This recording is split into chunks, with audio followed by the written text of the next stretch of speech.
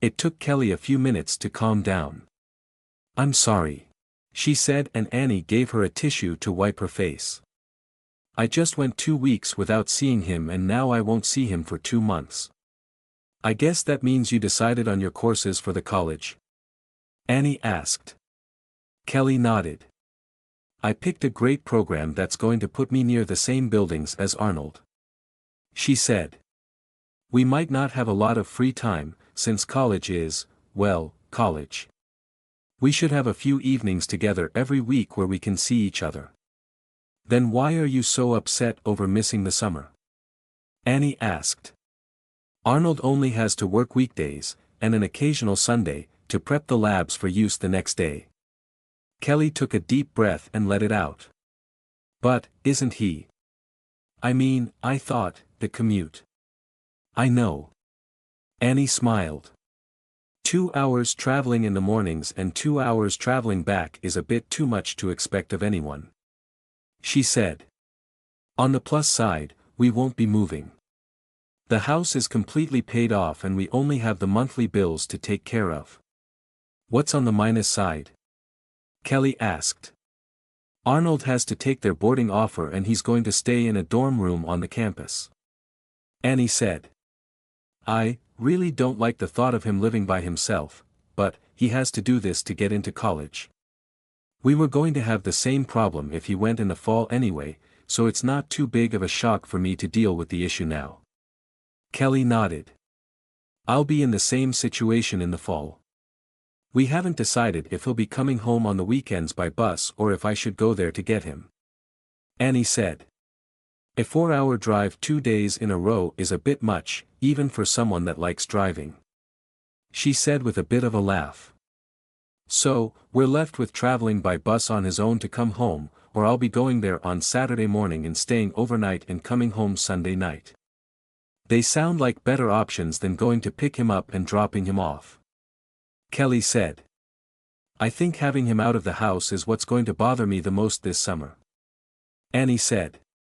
"It's going to be lonely being here all by myself. My parents don't have that problem," Kelly said. "We've had some discussions about it." Annie smiled. "I guess they don't approve of the boarding option." Kelly shook her head. "They said they weren't going to pay for me to stay in a dorm room with some random girl when they can easily drive me there." Annie laughed. "Now that's just unrealistic," she said.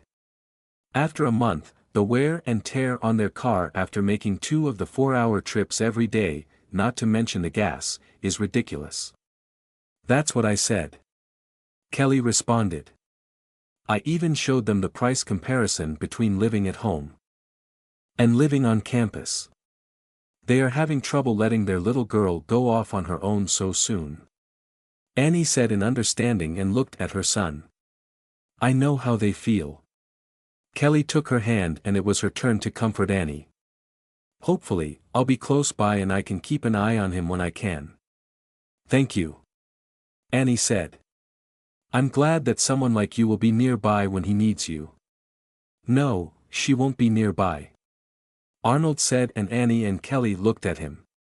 "I want her to stay with me in my dorm room." "What?" Annie and Kelly yelled. "It's for the best," Arnold said. "Kelly doesn't have to worry about paying for a dorm room and you have someone with me to watch me." But, Annie and Kelly stuttered at the same time.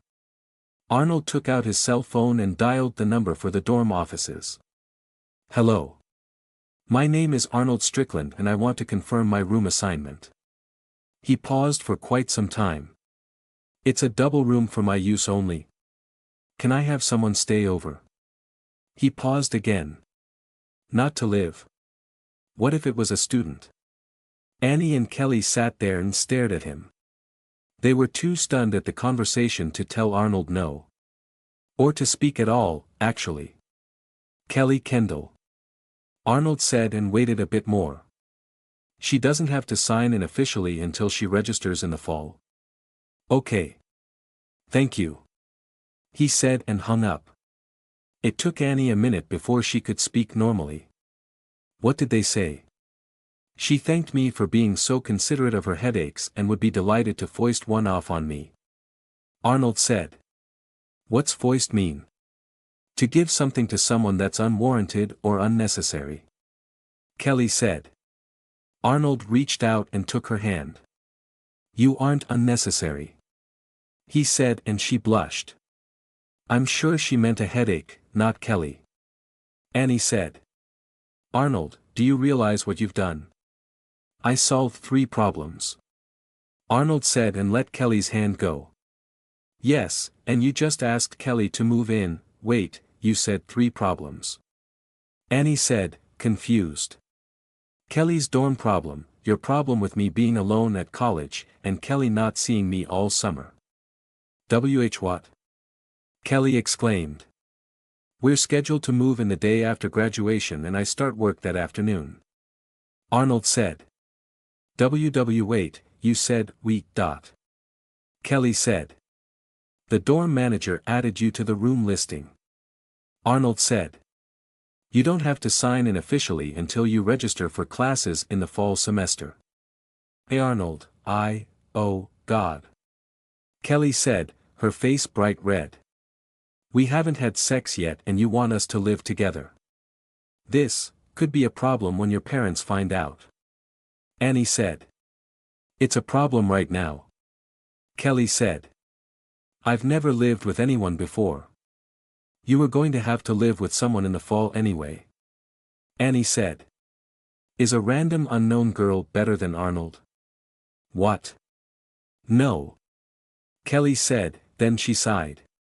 It's just, how do I live with my boyfriend? Annie sighed as well. I can help you with that during the next week, assuming your parents don't throw a fit and freak out about it. Oh, they are definitely going to freak out about it. Kelly said. I guarantee it. Don't tell them. Arnold said. What? If it will cause a problem, don't tell them. But, this is. Arnold, we. Kelly couldn't put her thoughts into words. Your lives are changing so quickly after years of stability. Annie said for her and Kelly nodded. I think I have to agree with Arnold. They don't really like you dating him or having him visit you, so if they know you're going to be living with him, that's not going to be good for anyone. Kelly took in a sharp breath. I'm going to be living with him. She looked at Arnold. You and I. We're going to live together. Arnold nodded. You and me. Together. Alone. Kelly's face turned red again as he repeated the words she had whispered after a makeout session. Then we need a cover story. Annie said. How about we say that Kelly will stay with me for the summer, because I miss Arnold so much and want someone else in the house? She asked and smiled sadly. The truth is the best lie we could tell. Kelly took Annie's hand and gave it a squeeze. It's going to be okay. If we are all going to make this work, Arnold and I will be coming back here every weekend on the bus all summer. Annie nodded her head and let her hand go. All right. That's what we'll do. She said.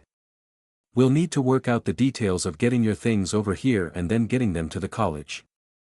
I'll also need to convince my parents that I'm doing this as practice to try living with someone else. Kelly said. That's also the truth, since you'll be teaching me how to do just that.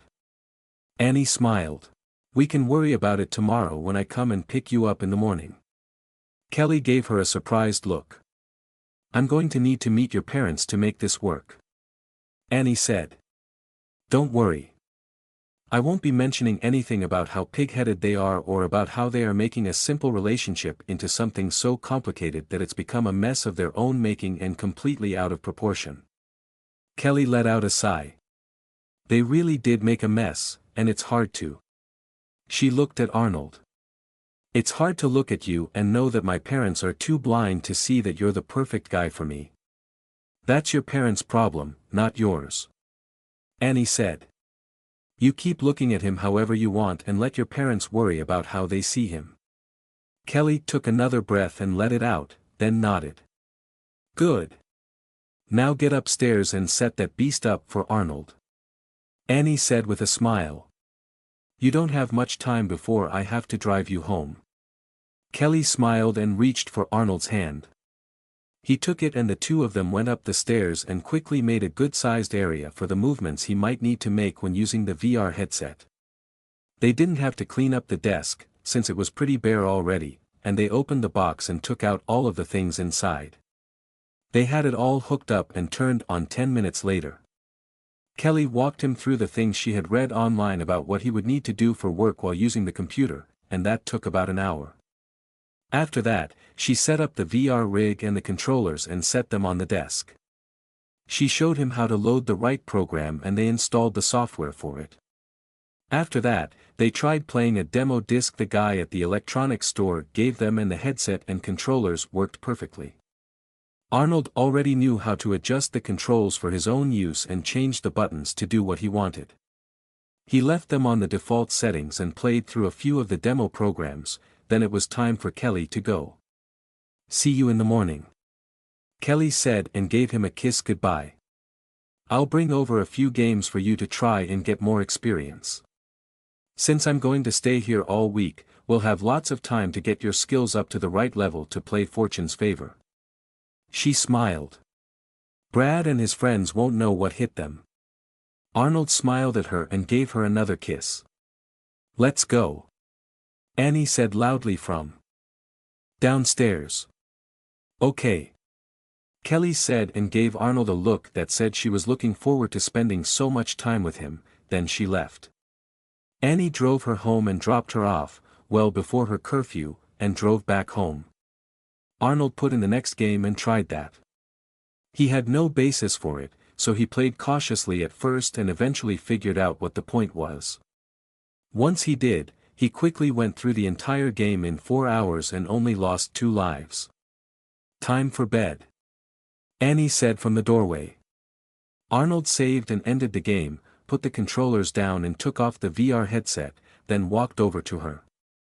I love you, Mom. He said and hugged her, then gave her a quick kiss. Thank you. Annie held her tears back. I should ask what you're thanking me for, but it doesn't matter. She said. You're welcome. Good night. Arnold said and let her go, then he changed and went to bed. Annie tucked him in under the blanket and stared into his eyes as she pet his head. Arnold stared right back at her and neither of them spoke for several minutes. Good night. Annie finally said and left his room. The next morning, Annie went to pick up Kelly and put on the best performance of her life. Kelly's father had been surprised when Annie had shown up so early and knocked on their front door. I'm here to pick up Kelly, so she can teach Arnold what he needs to. Annie let her emotions overwhelm her and she burst out crying.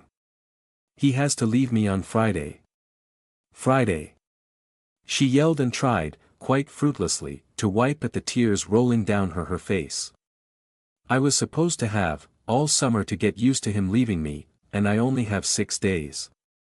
She said between racking sobs. Kelly's father wasn't sure what to do. Catherine. He exclaimed and stood there awkwardly until his wife came and rescued him. What's going on? Catherine asked and he quickly said who she was and what she wanted. You poor thing. She said and hugged her. Please, come in. They led her inside and took her to the living room. Annie calmed down a little, just enough to not babble, then laid it all out for them. About losing her husband not long ago, about only having Arnold in the house and no income, and about how she had been nervous about him dating Heather because of her reputation. She also said how relieved she was when he started dating Kelly. Kelly's parents sat there and listened to her impassioned plea to allow Kelly to stay over while she helped Arnold prepare for going to work for the summer. Of course, that led directly into how lonely she was going to be all summer with him gone, and then she caught her breath. Kelly can stay with me. Annie exclaimed and wiped at her tears as she smiled. With Arnold out of the house, it's a perfectly safe place for her to practice living with someone other than her parents. I don't know. Kelly's father started to say. It'll only be during the week, because Arnold will be home on the weekends. Annie told them. That way, they both get used to being away from home and visiting us on the weekends. That seems a bit complicated, Kelly's mother said. Annie nodded several times and took several breaths. I know it seems that way, but it will be a huge help for me, she said. I can't deal with him leaving so soon. The house already seems so empty. If I'm there all alone for the whole summer, She shook her head. Please, let Kelly stay with me. Kelly's father sat there quietly for a few moments. By the sound of it, you don't plan on leaving them be alone all summer. Annie nodded. I can honestly promise you that neither Kelly nor my son will ever be left alone, she said.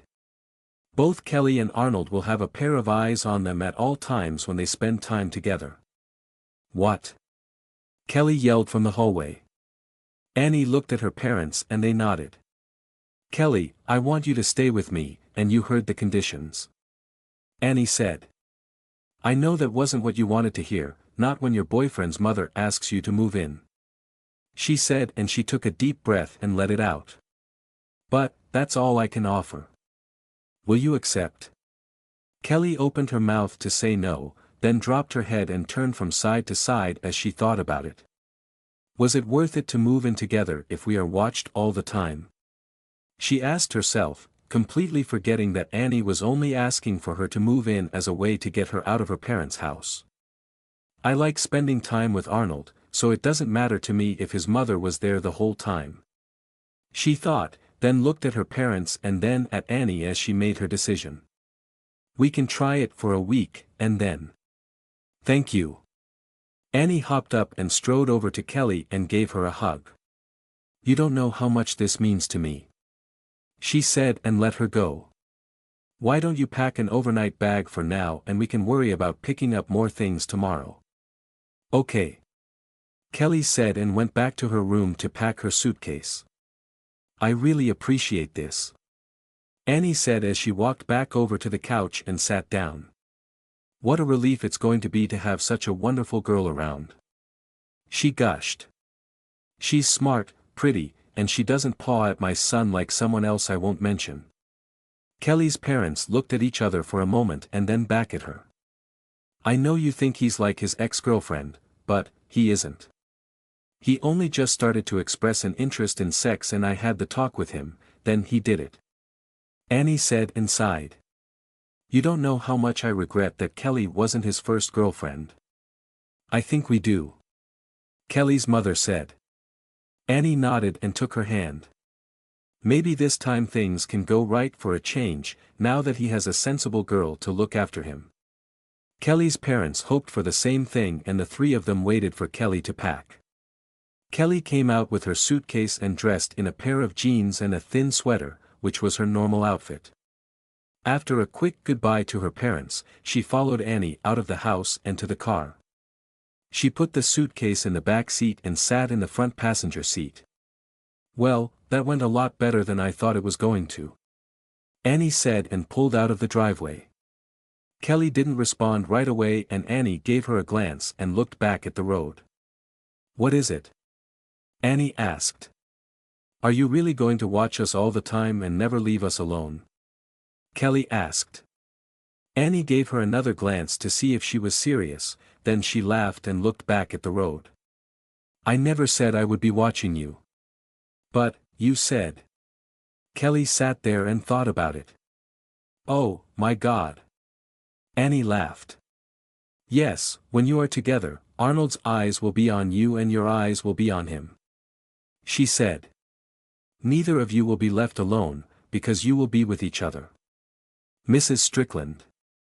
Kelly started to say. Annie. Annie corrected. Annie, you are amazing, Kelly said. I never even, that's not what. She laughed. You made me believe it, too. Annie took her hand off the wheel for a moment and touched Kelly's hand, then put it back on the wheel to maintain control of the car. Most people will hear what they want to hear, and your parents have the most selective hearing I've ever heard of. I knew if I carefully worded what I said, not only would they be reassured that you would be safe, they would also assume it would be me that would watch you all the time. Kelly nodded and settled into the seat. I'm sorry that it came to this, though. Annie said with regret. I thought when Arnold met someone special, our families would come together and be happy for you both. Kelly sighed. I know. That's what I wanted, too. She said and looked out the car window. My parents are great, we're great, and I wanted Arnold to meet them. I thought they would accept him and be happy that I finally found a serious boyfriend. She sighed again. All they saw was someone Heather had used. Annie gave her another glance. So, you did realize she was using him. Kelly turned to look at her and saw the stare. She nodded and Annie looked back at the road. I was there when we walked into the spare room to drop off my suitcase and Arnold was getting undressed to take a shower. Heather asked him to kiss her and then she paused. Started stroking him right there in front of me. She did not. Annie said loudly and gripped the steering wheel tightly. I had to yell at her to get her to stop. Kelly said. If I hadn't, she might have, well. Annie took in a deep breath and let it out. Did anything else like that happen? I wasn't there all the time they were dating, so I can't say for sure. Kelly said and didn't mention Heather telling her about the things she liked doing. I do know nothing else happened the weekend I stayed over, except for them having sex. Annie sighed. Okay. I just hope she didn't. She gave Kelly an odd look, then looked back at the road. Arnold is very impressionable. I know. Heather and I talked a lot about what it was like to date him when they were together. Kelly said. And her mom warned us about a few things, which made me start to see Arnold for what he really was. He's not the perfect boyfriend like Heather thought. What is he? He's someone that needs someone to take care of him. Kelly said. I'm sure he's okay most of the time, but if he doesn't have someone to guide him, to tell him how to act in certain situations or to explain things to him, he can get lost in his own thoughts and interests and will ignore everything around him. Annie finished for her, and she nodded. I'm glad you understand that. I am, too. Kelly said. He's just so. I just want to cuddle him forever. Annie chuckled. Now I'm very glad that you're his girlfriend. She said and saw the surprise on Kelly's face. You didn't say, I want him to make love to me forever. She smiled. You want to cuddle and protect him, not use him, and hearing that is as important to me as Arnold is. Mrs. Strick. Annie. Kelly said. I do want to keep him safe. There's so many things out there that can hurt him, and I don't want him hurt. Annie nodded. Now you know why I kept the internet away from him for so long. She said. I even asked the teachers to restrict cell phone use if they could, just so he wouldn't be tempted to ask for one to see what it did. Kelly thought about that. Arnold did say that you kept certain information hidden from him. Especially computers. Annie said. During his youth, the internet would have. She shook her head. I kept it from him and didn't tell him what it did until recently. After Heather showed him. Kelly said. Annie nodded. Now he knows he can search for things. Thankfully, he's not really interested in a lot of things, so he hasn't searched for, well, when we had the sex talk, I was glad we didn't have the internet in the house. Oh. Kelly said and went quiet. Yeah. Annie said. That's why I occasionally ask him what he does during the day. Kelly caught her breath and her face flushed red as she blushed. Annie let out a laugh and reached over to touch her knee briefly. It's all right. I don't ask for details and he never volunteers them. But, you know, we made out like bandits in the school library. Annie asked and Kelly's face went even redder. I said it's all right. How can you be? Kelly asked. We were all hugged up and, we got caught and. No details. Annie said with a smile, and Kelly stopped talking. I should probably tell you that I do not have the same restrictions in my house as your parents. What? Kelly looked at her with surprise on her face. I stopped Heather from hanging all over him and abusing his nature, but she was being manipulative and only want him for her own gain. How could you tell that? Kelly asked. I've known girls like her. She probably thought she could wrap Arnold around her little finger and get him to do whatever she wanted. Annie said. I let him date her, just so he could get some experience with it. If I had known you were so close by, I would have refused and told him to ask you out instead. Did you, after he and Heather broke up? Kelly asked, and her heart secretly wilted a little at the thought that he hadn't asked her out on his own. Please say no. Please say no. I just told you that I didn't know you were there. Annie said with a chuckle. He told me that he asked you out when he came home after school. Oh, thank God. Kelly thought in relief. He really did want to go out with me, all on his own. Annie pulled into her driveway and parked the car. Before we go inside, I want to set some ground rules. Kelly sat there and nodded. First off, I don't mind you cuddling. You can do that anywhere you like.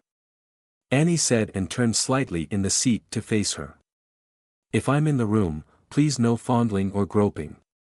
Either by you or by Arnold. What?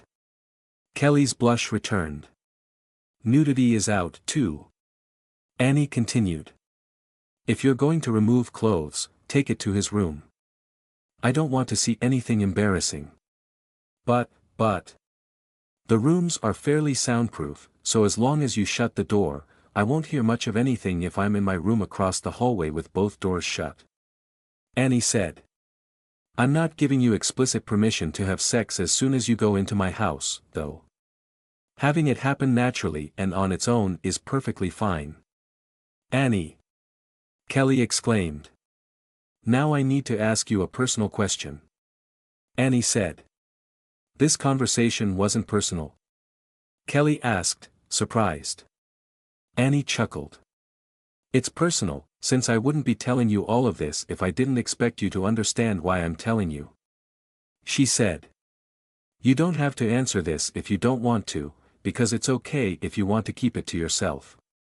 She reached over and took her hand. Are you a virgin? Kelly didn't speak as she thought about it, then she remembered Annie comforting her that first day they met. Yes. She said. I haven't had sex before. Thank you for telling me. Annie said. I'll have a talk with Arnold and I'll make sure that. No. Kelly yelled and saw Annie's surprise. No, please. You said you wanted it to happen naturally, so, if you tell him, he might do things differently. Kelly, we both know that a woman's first time is different than just having sex. Kelly took a breath and let it out. I know, and so will he when it happens. Annie thought about pushing a little, then decided it wasn't worth causing her distress. Then I'll leave it to you. If you need to talk about anything, just let me know. Kelly nodded. These next few days are going to be a crash course in living with someone, so I hope you're ready for it. Annie said with a smile. I need to help Arnold adjust to working with the computer and using VR to full advantage, too. Kelly said. I brought over a bunch of things to help train him. I spend half the night downloading and copying them, since we can't download what we need. I can't justify the expense of the internet if it's just going to be me at home. Annie said. I'm sorry. It's okay. You're right. We'll be taking our computers with us when we go to college, so it would be a waste to get it, assuming it would be installed before we left. Kelly said. Annie nodded. Let's get you inside and settled in. They got out of the car and Kelly grabbed her suitcase from the back seat, then she froze. Wait. Where am I staying? You only have 2 bedrooms upstairs. You're staying in Arnold's room, of course. I'm what? Kelly yelled. Annie laughed. He will be sleeping on the couch, so relax. She said and walked around the car. I know you could sleep in the same bed and nothing will happen, probably. She took Kelly's hand and led her to the front door of the house. I'm not going to risk it on the very first night, all right? Kelly let out a relieved sigh and nodded. Annie opened the door and waved inside. Welcome to your new temporary home. Kelly wasn't quite sure how to respond to that, then Arnold came down the stairs in a pair of jeans and a beige t-shirt that was so tight that it looked like he wasn't wearing one. Good morning. Arnold said and gave her a quick kiss. Kelly let a smile grow on her face. Good morning. She said and handed him her bag. Can you put this in your room for me? Arnold nodded and went right back up the stairs with it. Kelly knew how to respond now and turned to Annie and gave her a hug. Thank you. Annie chuckled. It's not going to be all sunshine and roses, you know. Living with someone is hard, even when you like them. She warned her as Kelly let her go. They are going to do things to annoy you, and in some cases, you'll annoy them right back. That won't work with Arnold. Kelly said. She knew that, because Heather's stupid plan to make Arnold jealous was as fruitless as it was pointless. Annie smiled and took her inside and shut the door. I'm glad you know that you're the one that's going to be frustrated, especially if you don't learn to let a lot of the annoyance go. You're going to help me with that? Kelly asked. Please tell me you're going to help me with that. Annie laughed. You're going to learn both the good side and the bad side of being responsible. Kelly nodded. I don't want to get annoyed at Arnold.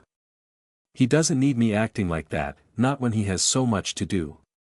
Annie nodded back. That's right, so I'll let you off of most of your lessons for today. Go on upstairs and keep showing my son how to work that weird contraption. You should try it yourself before we leave on Friday. Kelly said. It's really neat. I think I can go without the thrill for a little while longer. Kelly smiled and went up the stairs to Arnold's room. Start the beast up. Arnold turned the computer on. Unlike Heather's slightly older computer that took a couple of minutes to start up, Arnold's new computer started in just 10 seconds. I brought over a bunch of things to install to get the system up to date. Kelly said and opened her suitcase to get to the inner pocket where she had put the discs. One of her bras was right on top of the clothes and she turned to look at Arnold. He was looking at her hands and the discs she had in them, so she smiled and walked over to him. She didn't bother closing the suitcase. Which one first? Arnold asked. We'll get the operating system up to the latest update, then we have to install antivirus software for when we do get you connected to the internet. Kelly said. After that, I brought a 3D editing program to install, then we can play these. She held up 3 games. You'll learn the best skills with these games. Each one has a component in it that is also in Fortune's favor. Arnold nodded and they spent the rest of the morning updating and installing the necessary things on the computer. He memorized what Kelly did so that he would be able to do it when it was necessary, and she told him everything she knew about the operating system as they worked. The shortcuts, the program manager, the device manager, how to troubleshoot errors when they popped up, and how to run the virus scanner. Lunch. Annie hollered up the stairs. Perfect timing. Kelly said and looked at the progress bar on the last program they were installing. This should be done by the time we eat and come back up. Arnold nodded and the two of them left his room and went downstairs to the kitchen. They sat down with his mother and they ate a light and sensible lunch. They talked about what they were doing and most of it went right over Annie's head and she stared at them with a blank face. Kelly couldn't help but laugh at that, because she remembered Annie refusing to listen to her explain about the games that Brad and his friends played when she had visited with the warning for Arnold. Sorry for boring you, Kelly said as her laughter faded. It's just too exciting for me to not talk about the great computer Arnold has. Then I'm glad you're the one doing everything, because I'd be falling asleep trying to read some of those tutorials you're talking about. Annie said. No, thank you. Kelly laughed again. We better get back to it. She said and washed her hands, as did Arnold, and the two of them went up the stairs to get back to work. She saw that the last program had finished and picked up one of the 3 games she had brought. Okay, Arnold. This one is called Magical Quick Draw. It's a shooting game and you use the controllers and triggers, but it doesn't use guns. It uses spells that you need to find, choose, prepare, and then cast. Show me. Arnold said, and she loaded it up for him, then handed him the controllers and put the VR headset on him. Here we go. Kelly said and started it. Arnold's mind expanded slightly as he learned all about magic that day. Kelly explained that magic had different origins in pretty much every game that exists. They had different rules, different ways of gathering energy or mana, and different ways of casting when you learned the spell. Sometimes you had to memorize it, sometimes it was on a scroll, and sometimes it was in a book.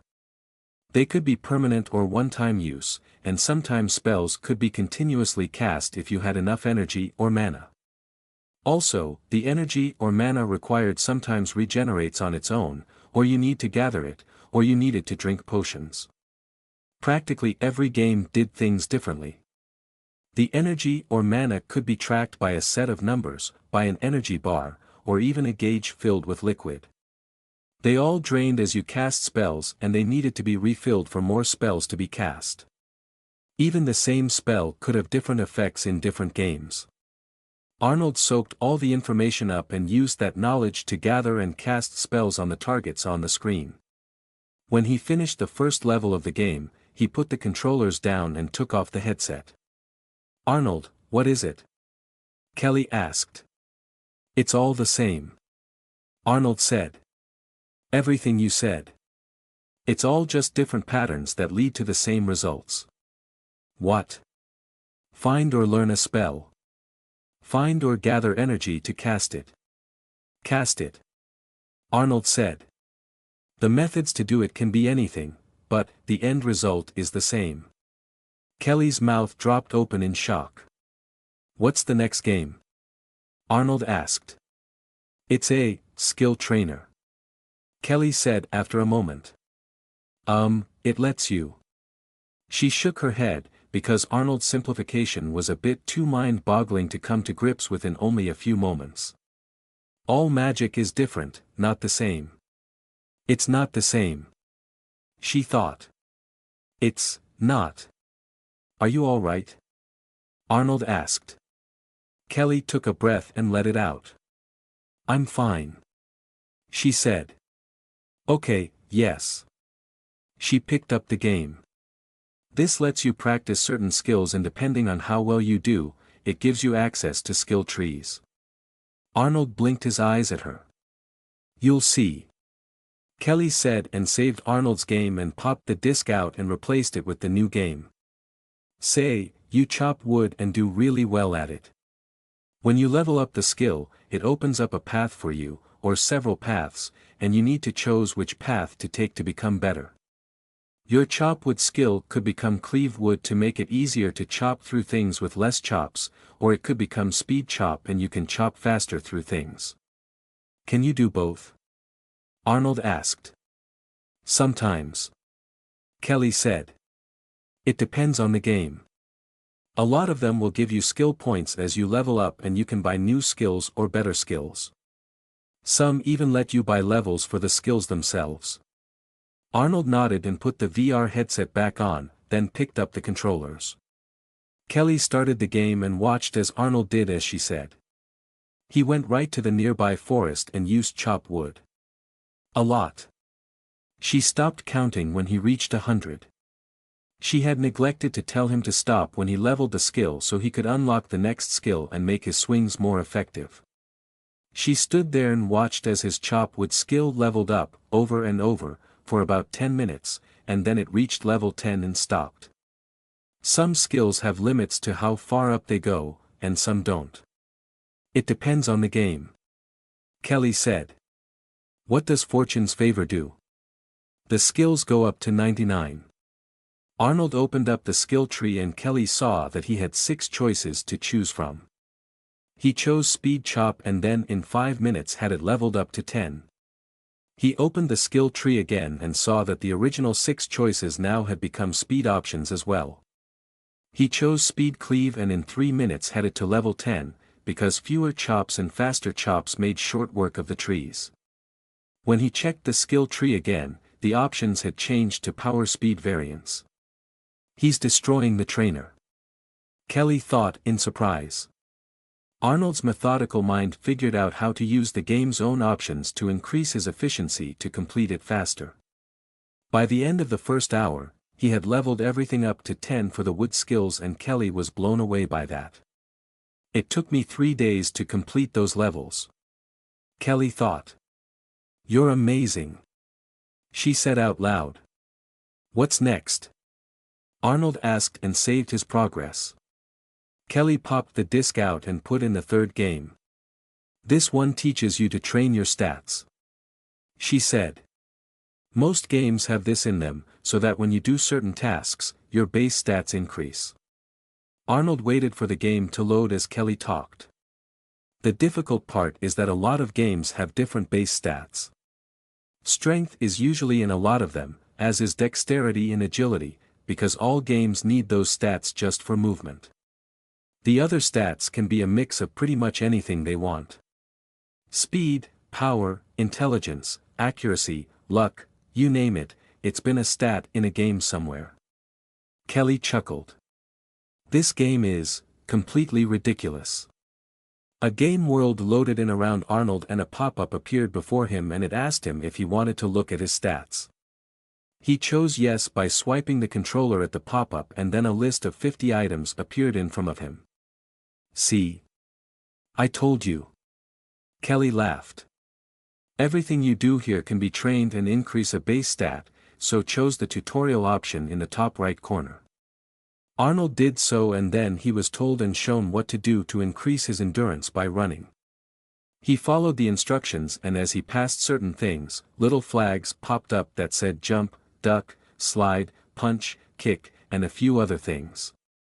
He pushed the corresponding buttons when those flags appeared and his character did those options as he ran. When he was done of the endurance tutorial, his stamina had increased by 30 points and strength, agility, dexterity, acrobatics, toughness, combat reflexes, and dodge had increased by 10 points each. When he hit the end tutorial button, the world faded away and he reappeared back at the start, where he had first appeared in the game. Now do it again without the tutorial. Kelly said. The flags won't be there to help you this time and the positions of things is different. You have to find the right places to do extra things on your own. Is this a hard game?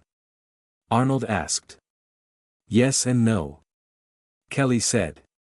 Finding and successfully doing all the extra things is really difficult, because it changes all the time, as do the button combinations needed. She chuckled. Then again, you can just run through it and not do anything else and still increase your stamina. Do I have to run at full speed? Arnold asked.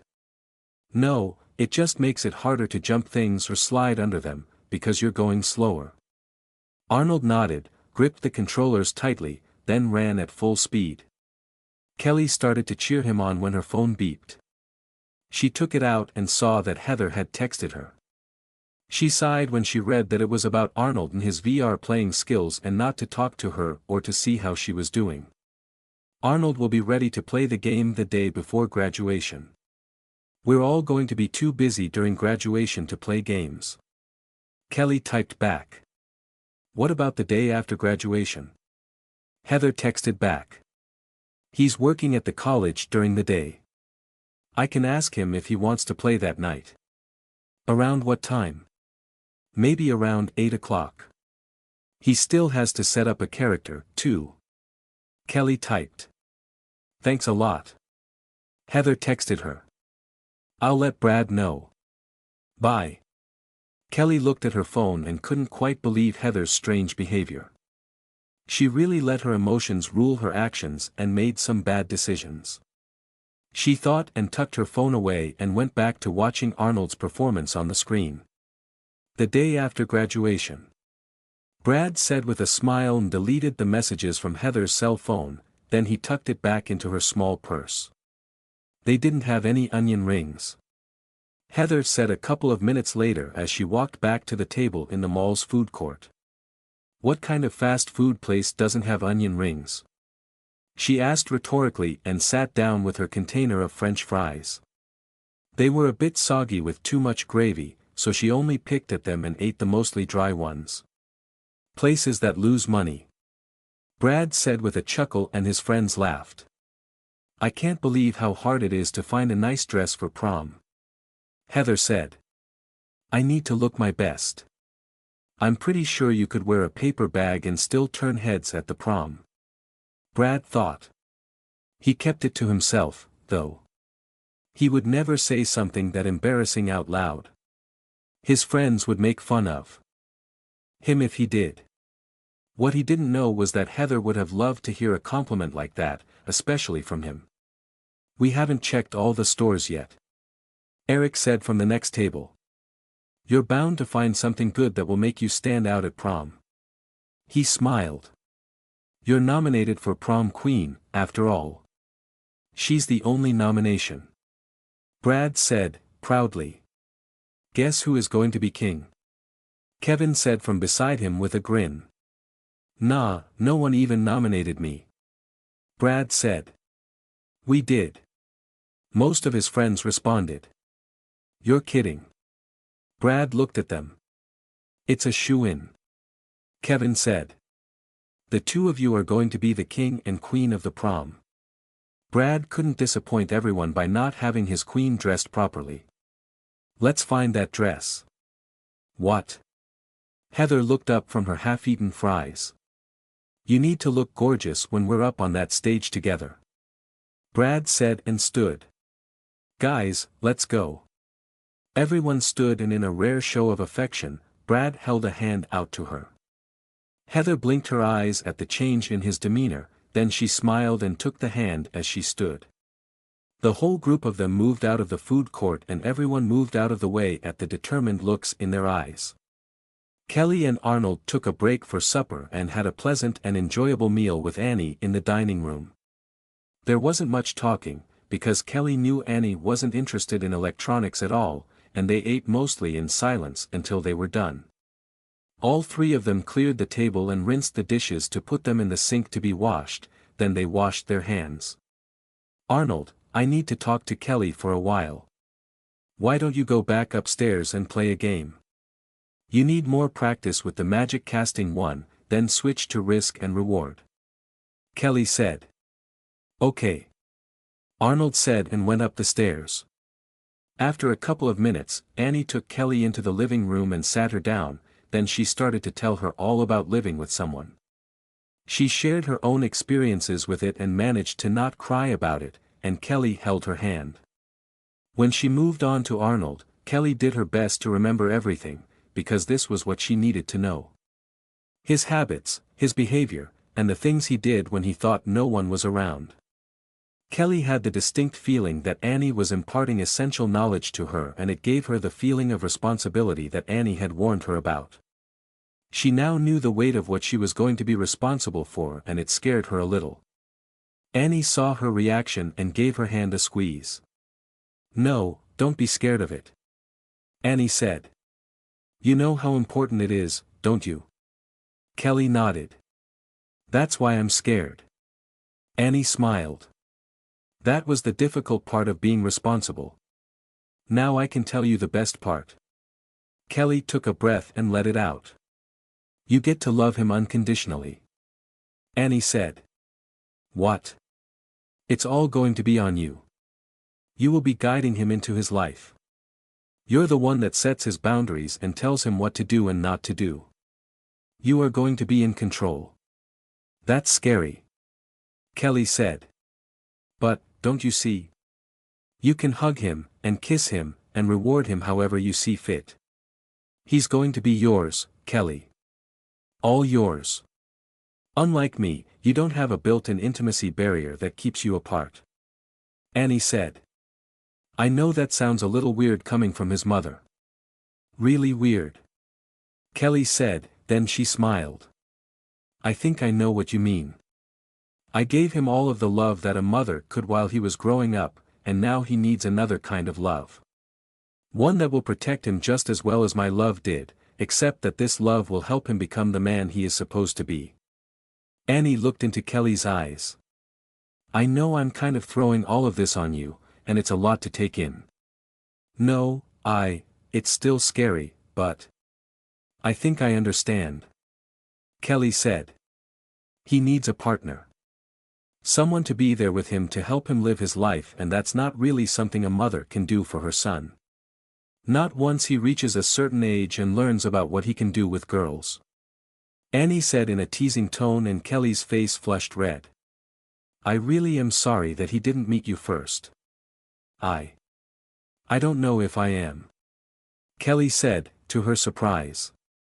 I thought he was cold and a little creepy until he started dating Heather. I don't know if I would have said yes if he asked me out then. Annie gave her a stern look for a moment, then it softened and she nodded. At least you know how much he can change when he is with someone. She said and pat her hand. Now I believe he's with the right person and I can't wait to see what he changes into. Kelly sighed and nodded. I'll do my best for him. I promise. If you ever doubt that you are the right person, just ask yourself something. Annie said and smiled. Would Heather have ever said anything like that about Arnold? Kelly opened her mouth to say that she would, then she hesitated and thought about it. I think she would try. Until she realized how much work it was going to be. Annie said. What did you do? You accepted it and said it was scary. You didn't say you couldn't do it or tell me that you weren't ready. Kelly blushed again. Annie, I have to be ready. He needs me. Yes, he does, and I can't thank you enough for being here. Annie said and leaned over and gave her a hug. I really can't thank you enough. Tears came to Kelly's eyes. You're making me cry. Happy tears are good tears. Annie said, and when she let go, her eyes were just as tear-streaked. We need to clean up and then you can go back upstairs. Kelly nodded and they used tissues to wipe at their faces, went to the kitchen sink to wash their hands and faces, then Kelly went up the stairs to Arnold's room. She stayed out of his way and moved over to his bed and sat down to watch his progress. He went through risk and reward like it was a child's game and she smiled. All right, Arnold. Kelly said, and he stopped playing and saved up his progress. Now for the test. She said and took out a disc from the pile. This game is like a chopped-off version of Fortune's Favor. It's only single player and doesn't have all of the options, skills, or extensive magic system. We won't have the internet until the day after graduation when we move, so we can't practice multiplayer online games, and this has to do for now. Okay. Arnold said. Oh. Before I forget. Kelly said as she loaded the game. We have a date to fight Brad and his friends in Fortune's Favor. It's the day after graduation at 8 o'clock at night. Okay. Arnold said, and the game started. You're not nervous about it, are you? Kelly asked. No. You said I would have all the skills I needed by then. Arnold said, and then she watched as he started to play.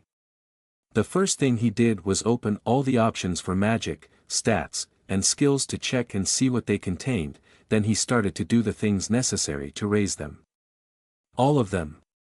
Instead of blazing through the game like Kelly thought he would, Arnold never left the starting area and kept working like a machine for hours. He did everything he possibly could within the limited area, and Kelly was quite surprised at his diligence and how well he raised up his stats and skills.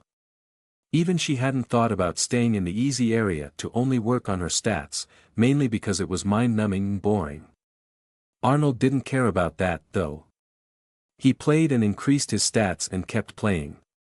Time for bed. Annie said from the doorway.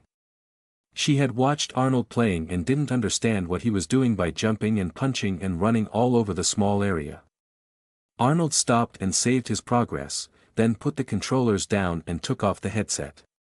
He walked over to Kelly and gave her a hug and a kiss. "Good night," Arnold said. "Good night," Kelly said and watched him leave his own room. She felt bad about having him sleep on the couch, then she looked at Annie. "Good night."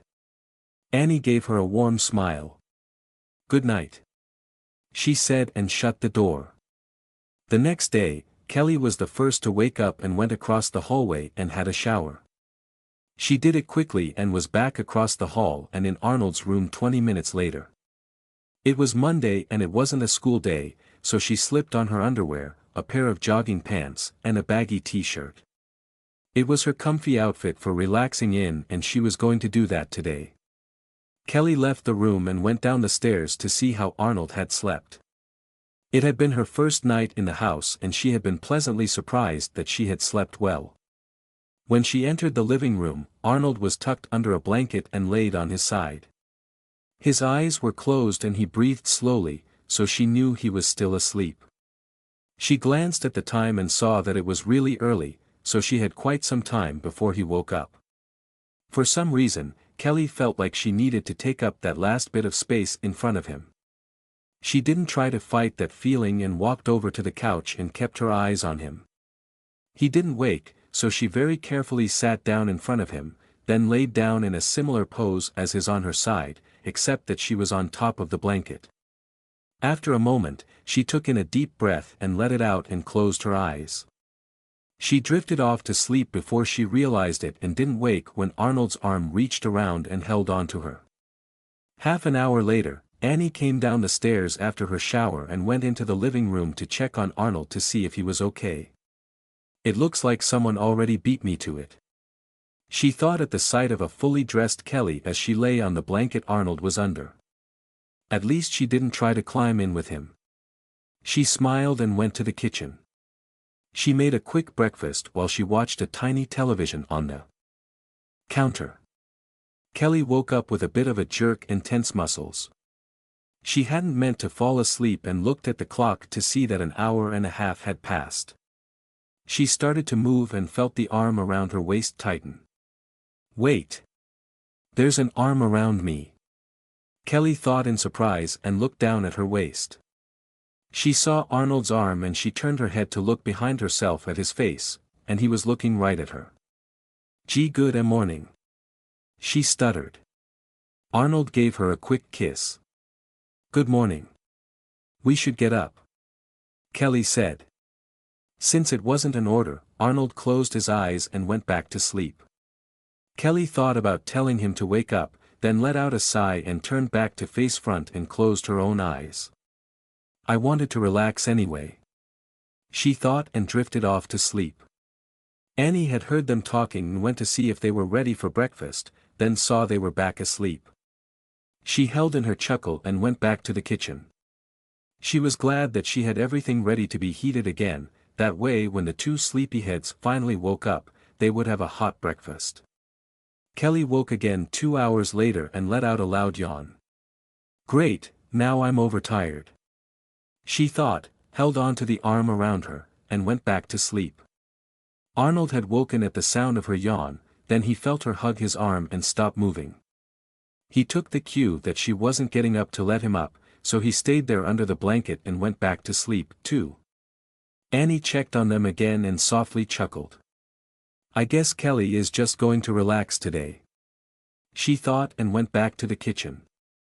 Actually, that's a pretty good idea. She pulled the pan off of the stove and made sure everything was off, then went back up the stairs.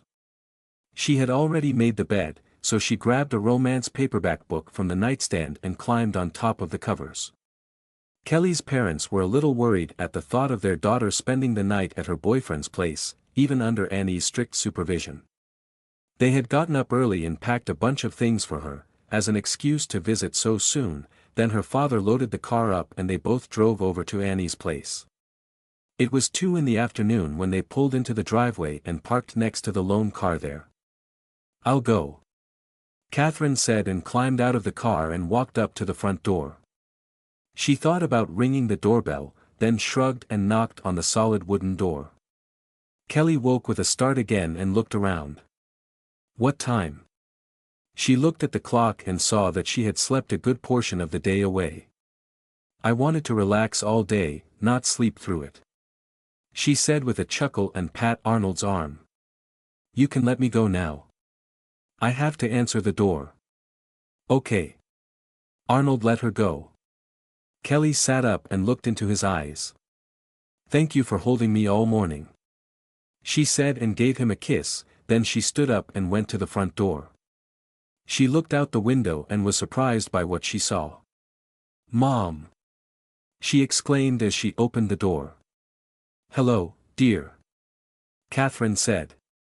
We're sorry to just stop in unannounced like this. Annie said that you wanted to get a few more things moved in today, didn't she? Yes, right. Kelly said. So much for relaxing today, she thought and came out to the car. Hi, Dad. Kenneth nodded to his daughter and picked up a big box. Where do you want this? Oh. The living room for now, I guess. We haven't packed Arnold's things yet, Kelly said. Kenneth walked over to the house and his wife held the door for him and he went inside. He easily found the living room and put down the first box as he saw Arnold, who stood beside the couch with a pillow and blanket on it. Yes, he sleeps on the couch, Kelly said and put another box on top of the one her father had brought in. Even though the bed is big, Annie said that even though she knew nothing would happen, she didn't want us sharing it for the first night, just in case. Excuse me? Kenneth said. What did you say? I said Annie knew nothing would happen until I say it does, Kelly said, intentionally emphasizing the point she wanted to make, namely that Annie trusted her, and she walked out of the room to go and get the next box. Kenneth watched his daughter with surprise on his face.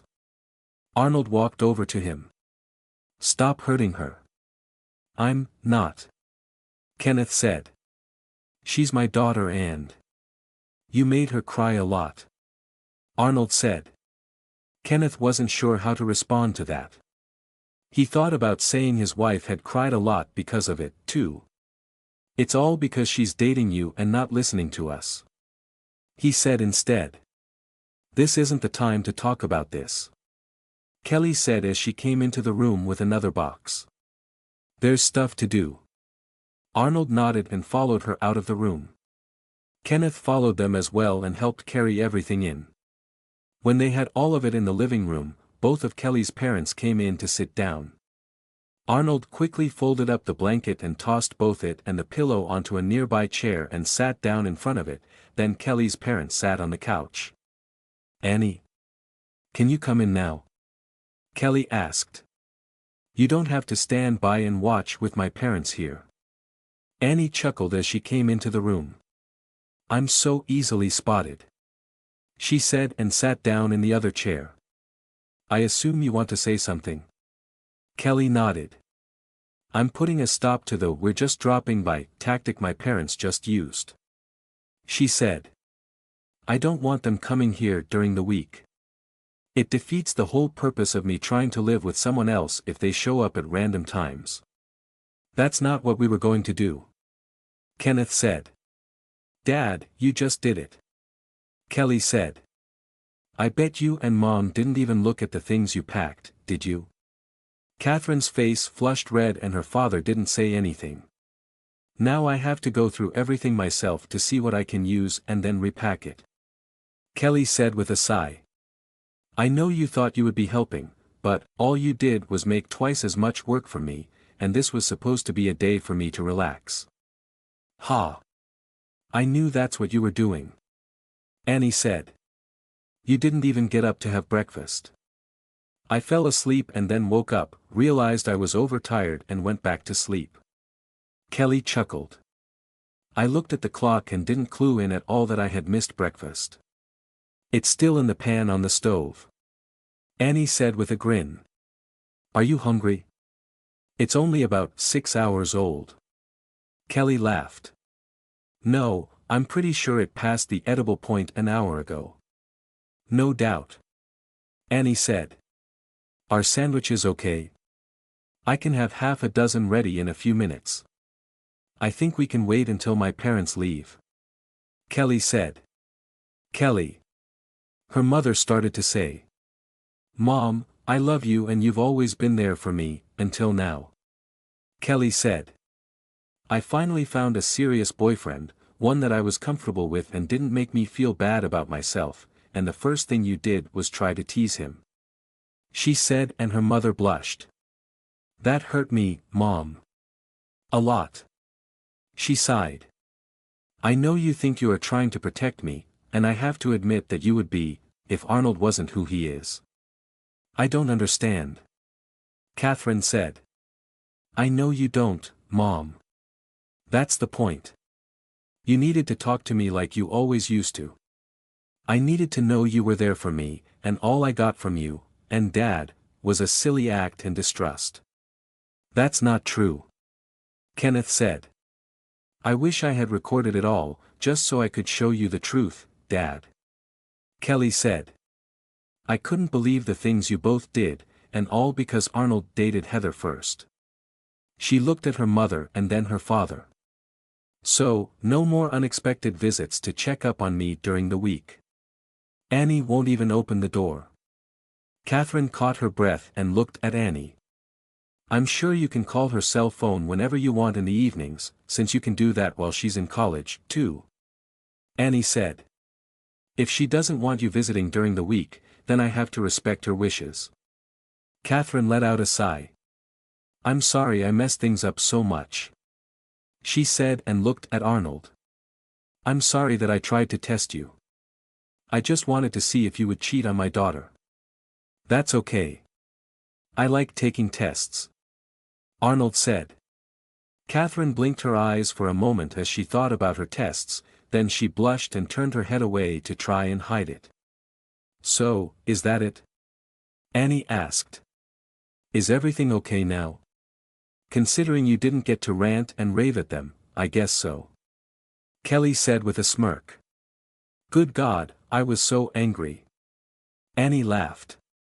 If you hadn't come out that day to stop me, I swear I could have peeled the paint off of the walls with my scathing remarks. Kelly laughed, took a deep breath, then let out a long sigh. It cost me another week of being grounded. She said and looked at Arnold, then back at Annie. It was worth it, because I didn't want to lose you. Either of you. Annie nodded and stood up. Let's have some sandwiches to celebrate not yelling at each other. I'll help. Kelly said and stood up. Mom, do you want to help, too? Yes. Catherine exclaimed and her blush didn't fade as she stood. Yes, I do. Thank you. The three women went to the kitchen and left the two men alone in the living room. Have you had sex with my daughter? Kenneth asked in a low whisper. No. Arnold said.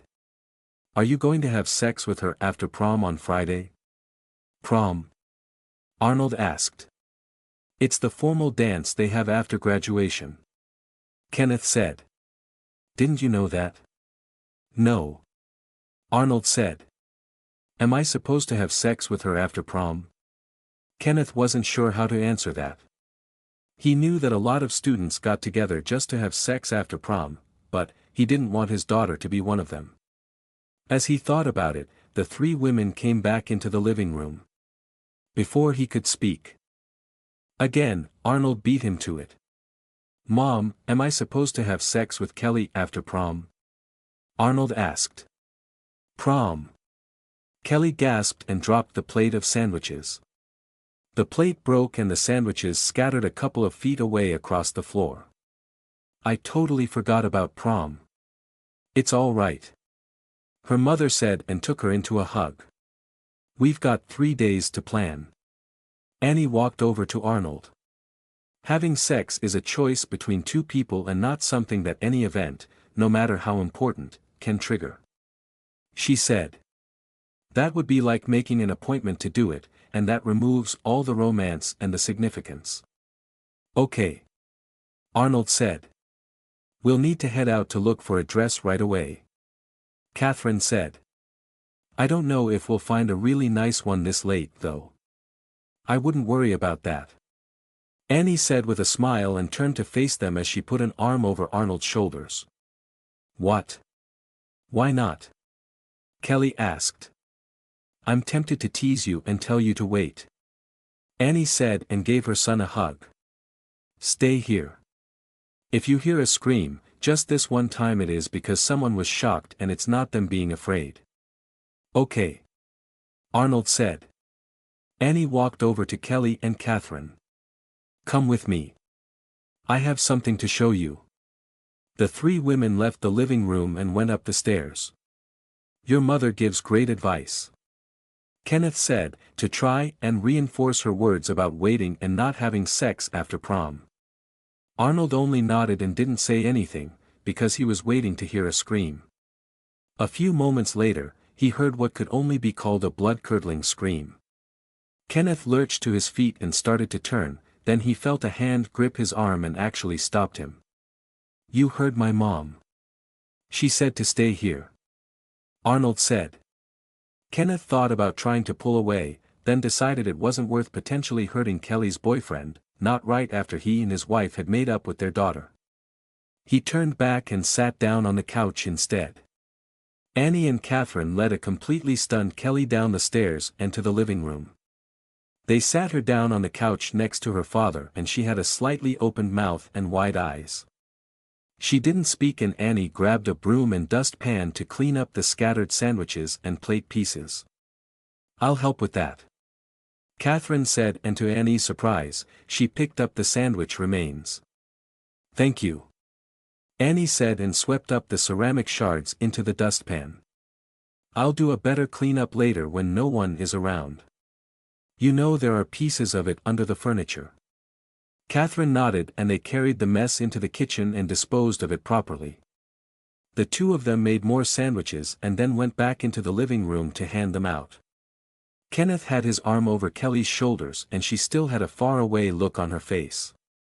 What did you do to her? Kenneth asked and accepted a sandwich. Apparently, I gave her a bigger shock than I thought I was going to. Annie said with a smile and took a sandwich and gave one to Arnold. Despite the way she normally dresses, she appreciates fashion when she sees it. Catherine chuckled and handed her daughter a sandwich. Kelly took it and ate it mechanically and didn't react to the taste at all, just like Arnold. Don't worry, she'll be fine. Catherine said and sat down on the other side of her daughter and took a sandwich as well. She's going to look perfect at prom. The five of them ate lunch, with Arnold and Kenneth eating 2 sandwiches each. I think we should wait until tomorrow to move over more things. Annie said. Let's give Kelly a few hours to adjust. I agree. Catherine said and stood. My husband and I will stop imposing for today and we will see you both tomorrow. I didn't mean you had to leave right now. Annie chuckled. Catherine smiled and waved for her husband to stand. We don't want to push our luck. I understand. Annie said. Thank you for coming over. She led Kelly's parents out of the room and to the front door. I'm really glad that you made up with Kelly. We are, too. Catherine said. Things just spiraled out of control and no matter what we did, it just seemed to make it worse. Annie laughed. Oh, I've been there.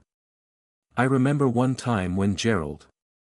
She caught her breath and tears came to her eyes before she could stop them.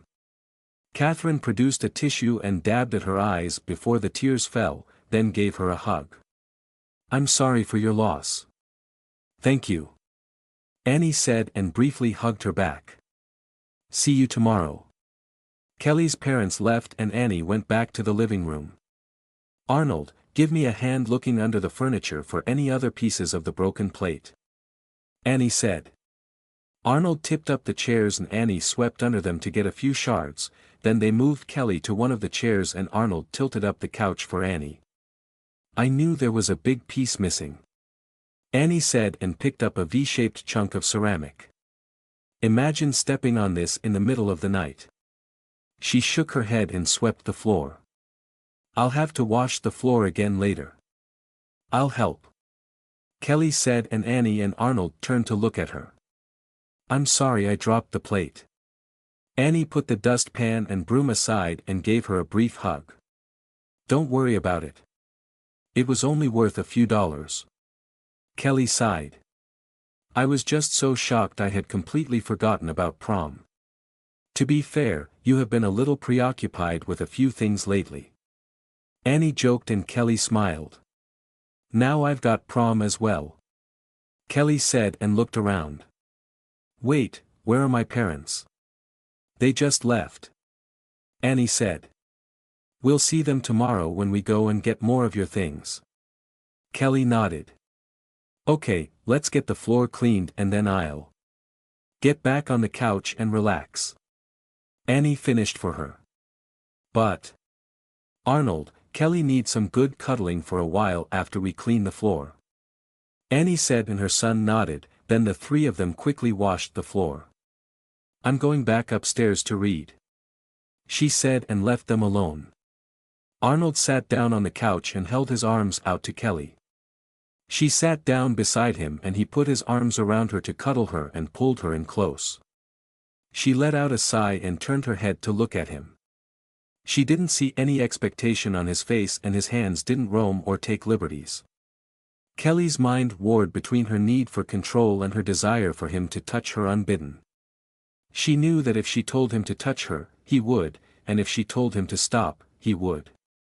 That was a potent power to have over someone and she didn't want to abuse that power. She didn't realize that was why Annie liked her so much, because she knew the responsibility Arnold came with and that she still wanted the best for him and not for herself. Kelly gave him a quick kiss and picked up the remote for the television. They watched it without actually watching it and Arnold gave her all the cuddles she could ever want.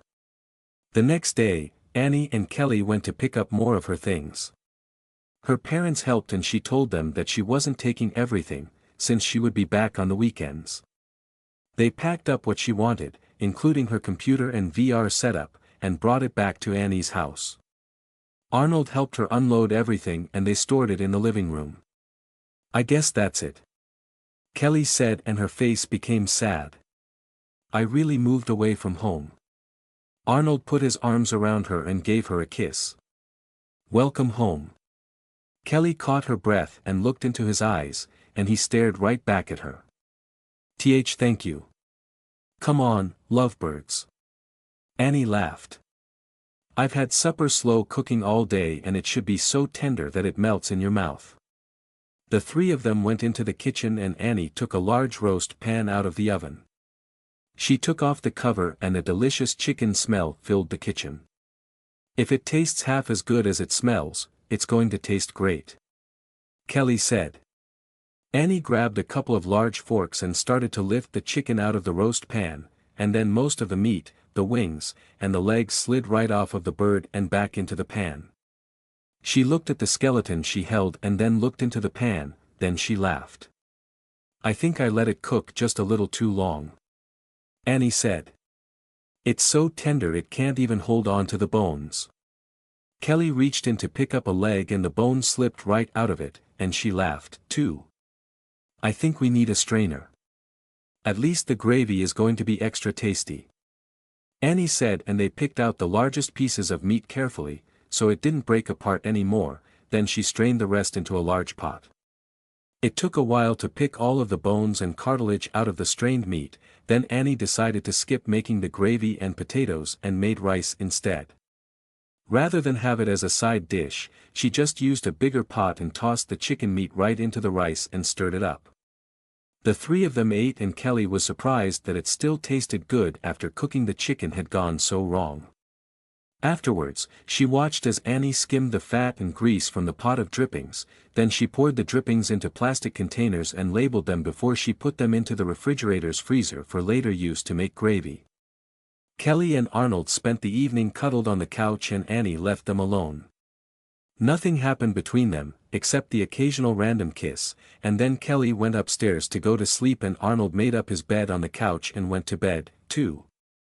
The next day passed and Kelly helped Arnold practice gaming, then that night she started to feel nervous. They only had one more day and then it was graduation, then that night it was the prom. Her mother had called and they had a beauty appointment after graduation for her to get ready, then she would come back to Annie's house to get dressed. She knew she shouldn't be nervous, because she knew Arnold wouldn't do anything to pressure her for sex. They had cuddled on the couch every night and he still hadn't groped her, not even by accident. Kelly lay in bed and was both happy and frustrated by that, because it would be so much easier if he did touch her by accident. She wouldn't have to think about it and it could just happen, but she knew he didn't think like that. He wasn't manipulative like that and would only touch her if she asked him to, and she loved him for that. Kelly stiffened up. I really do love him, she thought, then she felt a deep warmth in her heart. It moved to her chest and then down lower to her abdomen. She hugged herself and rolled over onto her side. I love him. The next day passed in a blur and then it was graduation day. Too many things were going on for Kelly to keep track of everything, so she left it all to her mother and Annie. It was a bit of a relief to not have to think about things for a while and she just went where they told her and did what they said. She got dressed when told to and ate when given food, then they were all in their cars and had driven to the school. I wonder if this is what Arnold feels like all the time. Kelly asked herself and she turned her head to look at him to ask. Arnold was beside her and turned to look at her, then without being asked, he leaned close and gave her a kiss. Gather around now, the vice principal said and waved the graduating class forward. You're going to be put in alphabetical order by last name, then you're going to promenade around the outside of the gym and sit in the front rows. A's to Z's, with the Z's in the last empty row. Stay in order, please. You will be called to the stage to accept your diploma and you will not show off, she said and glared briefly at Brad and his group of friends. Yes, you. Brad chuckled and his friends laughed. All right. Let's go, the vice principal said and read a list as she started calling names and pointed towards the gym doors. She paused briefly when she reached the S's and read Arnold Strickland's name, then continued. The students were sorted just in time as the music inside started playing. The doors opened and the students filed in, almost in a military march, and did the promenade around the gymnasium. Parents and friends shouted and clapped from their seats on the bleachers. Some took pictures and other recorded video, then all the students sat in their assigned seats. The vice principal went up on the stage and spoke to a man that Arnold had never met. The principal approached the podium and said a fairly long-winded speech about the importance of education and the future of the country was in their hands. Two more people, the school board administrator and the secretary for the Minister of Education, stood and made speeches as well. After that, the principal took the podium again and started calling names and giving out diplomas. It took a while, because Arnold was a part of the largest graduating class the school had seen in a long time. When Kelly's name was called, her father and mother stood up and shouted and clapped, so Arnold did that too, which surprised everyone. Kelly's face was bright red as she stepped onto the stage and accepted her diploma. She gave a quick wave to her parents and walked off the stage to return to her seat. Soon it was Arnold's turn and when he took the stage, a lone voice rang out across the gym. You did it, Annie yelled as she jumped to her feet, and several people laughed. She knew that no one else realized what an accomplishment it was for Arnold to have survived high school. She had been so careful with him and guided him as much as she could, then her eyes roamed over the other students and met Kelly's smiling face. Maybe one other person knows, she thought with a nod and sat back down. The vice principal took the podium when all of the students had received their diplomas. You all did very well to make it this far, she said and looked over the students. I'd like to congratulate all of you personally, but I don't have a few spare days to do that, she said and a few people laughed. It really was the biggest class of graduates they ever had. What I can do, is personally thank the top students. When I call your name, please come up to the stage. she said and took out a note card. Billy Gardell, Kelly Kendall, Joanne Robichette, and Arnold Strickland. There were several yells and shouts of surprise, especially from Kelly's parents. The 4 students came up on the stage and the vice principal shook their hands and whispered words of encouragement and some platitudes, until she took Arnold's hand. She leaned in and whispered something in his ear that only he could hear over the ambient noise of the crowd. The vice principal let his hand go and saw his slight nod, then she smiled at him and went back to the podium. Normally, the valedictorian is the student that has the best academic record in the school, which usually means they have the highest grade point average. In this case, we have 4 students with more than a 4.0 average. The crowd's murmurs and whispers were quite loud after that. After conferring with the teachers and taking a lot of other factors into consideration, including attendance, a lone shout of "No" responded. This year's valedictorian is Joanne Robichette. The vice principal said and started a round of applause for her. If you would, please say a few words to the graduating class. Thank you, Joanne said as she took the podium. Teachers, alumni, fellow graduates, friends and family, and a bunch of other people that I don't know. Several laughs responded. It's a great honor for me to represent this school in. Joanne gave a well-prepared speech, which meant that she must have known beforehand and it wasn't just thrown on her at the last minute. No one really caught on to that, except for the teachers and alumni. When she finished speaking, a lot of the students stood and tossed their hats into the air. Cameras flashed to take a picture and people cheered. Didn't I say to not cause trouble? The vice principal said, and most of the students laughed as they scrambled and tried to get their hats back. I now hand the podium back to our illustrious principal. You're still not getting a raise, the principal said, and a faint "damn it" was heard, which made most of the crowd laugh. This was a fantastic year and I am so very proud that you have all graduated. You will be embarking on your lives from here on out, so I wish you good luck, good health, and happiness. He paused for a moment. Now that you are no longer students under my care, I have no problem saying this. He gave them all a huge smile. Get out of my school. You are all trespassing. The crowd and most of the students laughed, and only a few people saw Arnold walk over to the stairs. He made his way through the bustling students and the crowd of people around them, then found his mother.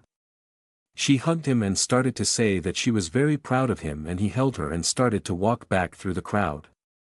By the time Annie finished gushing, he had her out the side door of the gym and outside. Arnold, what's wrong? Annie asked. We were trespassing, Arnold said, then the door behind them opened. Kelly and her parents came out and Kelly gave him a hug. The principal was making a joke, even though it's true. She explained to him. We are trespassing, since only students are permitted inside the school most times. Is that why you left so quickly? Kelly's mother asked. We have an exception for tonight at the prom, so don't worry about that, Kelly said, and he nodded. We need to go and get ready, Kelly's mother said. Okay, Kelly said, and gave Arnold another hug and then a kiss. I'll be back at the house by 7. They left just as the rest of the students and their families came out several of the side doors, so Annie and Arnold left, too. Annie took Arnold home, and since all he had to do was get dressed, which would only take 10 to 15 minutes, they had several hours to waste until he had to get ready. He and his mother settled down on the couch with Annie sitting up and Arnold with his head on her lap to watch television. Arnold, I'm tempted to tell you exactly what you should say to Kelly when you see her all dressed up tonight, Annie said, and he looked up at her. I'm not going to. Why? I want you to figure it out on your own. What if I say the wrong thing? Arnold asked. It might hurt her feelings, or she might understand that you tried, or she could thank you, Annie said. Arnold stayed quiet as he thought about it. I can't leave you completely in the dark about it, so I'll give you one hint, Annie said. It can't be a compliment that she's heard from you before. Arnold nodded and turned his head to watch television. I hope that wasn't too vague for him. Annie thought and started to rub his chest. I really should tell him everything he should say, just so he doesn't mess things up. Arnold, I'll get it. Arnold said without looking at her. Annie nodded and they watched television together for several hours until it was time to get ready.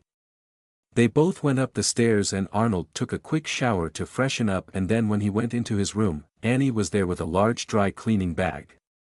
This should fit you, Annie said, and opened the bag to reveal an odd suit. It had black dress pants, a pitch black shirt, a white suit jacket that had a flower brocade pattern on the shoulders with black lapels, and a traditional long white tie that also had a flower brocade pattern on it. Your father wore this at our senior prom. Arnold quickly dressed in the pants and shirt, which gave him a more mature air for some reason, especially when he tugged on the cuffs to pull them straight to match. Now the tie, Annie said, and quickly put the tie around his neck and showed Arnold how to tie it to get the right-sized Windsor knot to fit the style of jacket. There was a quick knock on the front door and then the sound of some scuffling feet. We're back, Catherine said loudly. Annie went to Arnold's door and leaned out. It's up here on my bed. Thank you. Annie shut the door and went back to Arnold and helped him put on the suit jacket. She adjusted it and buttoned the 2 buttons on the front, then tugged it down straight. She ran her hands down the front to smooth it out, then did the same to the back. They both heard a couple of people walk near the door and then a door shut. I'm so glad that this fits perfectly, Annie said. I was a bit worried that it might need to be altered, especially the leg length. Arnold looked down and saw they were almost touching the floor. Your shoes will hide that and give you an extra 1.5 inches in height, Annie said, and took the shoes out of the closet. She used a cloth to give them a quick wipe to remove the dust and they shined in the light. Arnold put them on and tied them and stood in front of his mother. You look so handsome, Annie said, and tears came to her eyes. I love you, Mom, Arnold said, and gave her a quick kiss and hugged her. I love you, too, Annie said, and he let her go. Let's go downstairs to wait. I need to use the bathroom, Arnold said. Okay, but be careful of the suit, Annie said, and they left the room. She went downstairs and Arnold went into the bathroom. He didn't use it like she thought, though. He took out his phone and searched for something for a couple of minutes, nodded and turned it off, then went downstairs to wait. Kelly's father was there in the living room and was waiting as well. It took 20 minutes for them to hear something, then Annie waved for Arnold to go stand at the bottom of the stairs. He did so and Kelly's mom came down the stairs in a rush with a long lace shawl over her shoulder. She took out her cell phone and set it to record. Then Kelly came down the stairs. The first thing they saw was the 4-foot-wide bottom of the white dress. It was puffed out with fabric to make the circular shape and had a ridge of the same flower brocade pattern along the edge. At her waist was a white belt that matched Arnold's tie, even with the thick and thin ends that hung down. Her torso was covered in a tulle lace with the same flower brocade pattern. The dress was tight against her body, almost like a corset, and the preformed chest piece held her chest steady as she came down the stairs. When she reached the bottom, she did her best to not blush at the attention and also tried to ignore her desperate need for Arnold to say something. It could be anything, anything at all, then he spoke.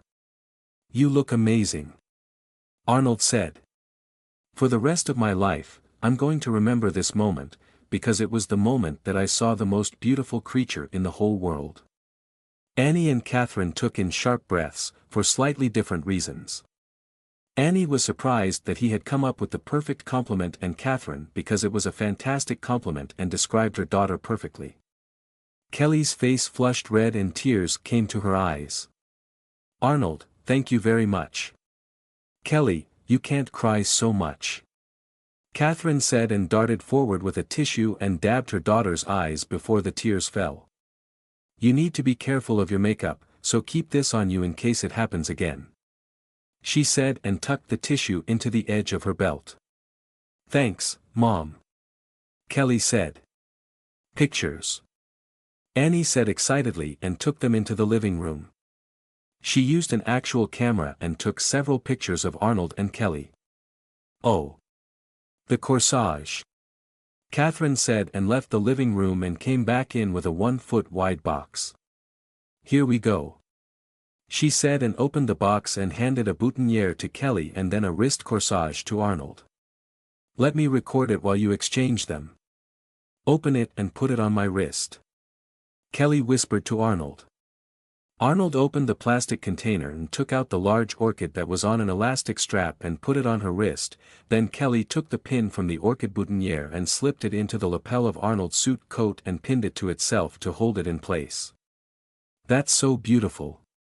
Annie said and she wiped at her own eyes. We had red carnations at my prom and it looked horrible. Catherine laughed. Yellow chrysanthemums for us. The shop got the orders mixed up. It took us half the dance to find the couple that had our flowers. Kenneth said and shook his head. At least we had a good time doing it. Catherine said and gave her husband a knowing smile. We should take a few pictures outside. Annie said excitedly. We can't. Kelly said and looked at the clock. We need to go. What? Annie and Catherine said at the same time and looked. It's that late already? Annie asked, surprised. I'll start the car. Kenneth said and then paused next to Kelly. You know I don't like saying things like this to my own daughter. He said and gave her a brief hug that didn't wrinkle the dress. You look beautiful. Thanks, Dad. Kelly said and kissed his cheek, then she had to grab for the tissue in her belt and tried to wipe off his face. Don't worry about that. Kenneth said and smiled. Battle wounds can be treated later. Kelly chuckled and put the tissue away. Only you would think complimenting your daughter and getting a kiss is a battle. It's one of the hardest. Kenneth chuckled and left the living room and went out the front door. Annie discreetly handed Arnold some money and whispered. Take this in case you decide to go with your friends to eat afterwards. Arnold nodded and gave her a hug and a kiss. Thanks, Mom. Call me when you want to come home. Annie said. I can't believe Dad agreed to that. Kelly said and she took Arnold's hand. We have a date. Kelly's mom smiled. We're eating dinner out and everything. Have fun. Kelly said and gave her mom a one-arm hug, then led Arnold from the room. Kelly. Catherine said and followed her daughter to the front door and draped the lace shawl over her daughter's shoulders. There. Now you're ready to stun everyone. Kelly blushed a little and she and Arnold went outside to her father's car. It took a little adjustment to get her and the dress inside the car, then they were off to the school. Annie and Catherine stood just inside the front door and watched the car drive away. Annie. Catherine said and turned to the other woman. I can't thank you enough for letting Kelly wear that beautiful dress. It's been sitting in my closet for about 25 years, since I only wore it once. Annie said and shut the front door. It seemed like such a shame to let that continue. You know how much of a relief it was to not have to search for a dress so late. Catherine said and touched her arm. Plus, it's a fantastic dress. I'm really grateful and so is Kelly. She let out a nice scream when she saw it, didn't she? Annie asked. I was deaf in my left ear for half an hour. Catherine laughed. I could be about half that loud if I tried. Annie nodded agreement. Would you like to have some tea? Kenneth is going to be a while dropping them off. That sounds nice. Catherine said. Thank you. They shared small talk while Catherine enjoyed a particularly delicious cup of tea. Kenneth seriously debated having a talk with Arnold before they went into the prom. He knew Kelly wouldn't like that, especially since it would be more bluster than actual threat. He had made that mistake before and he didn't want her angry at him again, so he fought his instincts and stayed quiet. He drove them to the school and had to stop half a block away, because there were so many cars and well-dressed people walking all over the place. I don't have to warn you about funny-smelling punch or people passing certain things around, do I? Kenneth asked as he pulled over to the curb. Don't worry, Dad. I told Arnold all the tricks that people have used to get others drunk. Kelly said. We'll both be careful about it. All right. You have my permission to have some fun tonight. Kenneth said. Some. Kelly laughed. Geez, Dad. Arnold. Kenneth looked into the rear-view mirror at Arnold and saw his nod. Don't forget to call Annie for a drive and then call us tomorrow to tell us how everything went. We're moving Arnold to the college tomorrow. Kelly said. He has work first thing in the morning. Kenneth smiled and nodded, because he assumed they would go home early for the long drive to the college. Then we'll wait for your call tomorrow night. Arnold opened the door and stepped out, then reached in and helped Kelly climb out without getting the dress stuck in the door. Bye, Dad. Have fun with Mom. Kelly said and shut the door, then she and Arnold walked arm in arm down the street and joined the other people walking towards the school. Kenneth watched them until he couldn't see them anymore, then he turned the car around and left. Looking good, Arnold. A guy's voice said, and Arnold and Kelly turned to look at him. Kelly. Too said and hopped up and down a little, which she probably shouldn't do with her low-cut dress. Her date didn't complain or tell her to stop, though. You look amazing. Thanks. You do, too. Kelly said, and they all started walking again. What is that, turquoise? Yes. My mom helped me pick it out. Too said. She wasn't fussy on the bust line, though. I think it looks fantastic. Her date said, his face slightly red. My friends already threatened to beat me up for having a hotter date than them. Oh, my God. Too whispered and blushed a deep red. It's true. Another guy said from not far away and led his date over. We heard them say he deserved a good pounding. It was pretty cute, actually. His date said with a laugh. Kelly recognized them as the couple that sat at the end of their table at lunch. I really like your dress. Thanks. She said. It's downright plain compared to yours, though. She chuckled.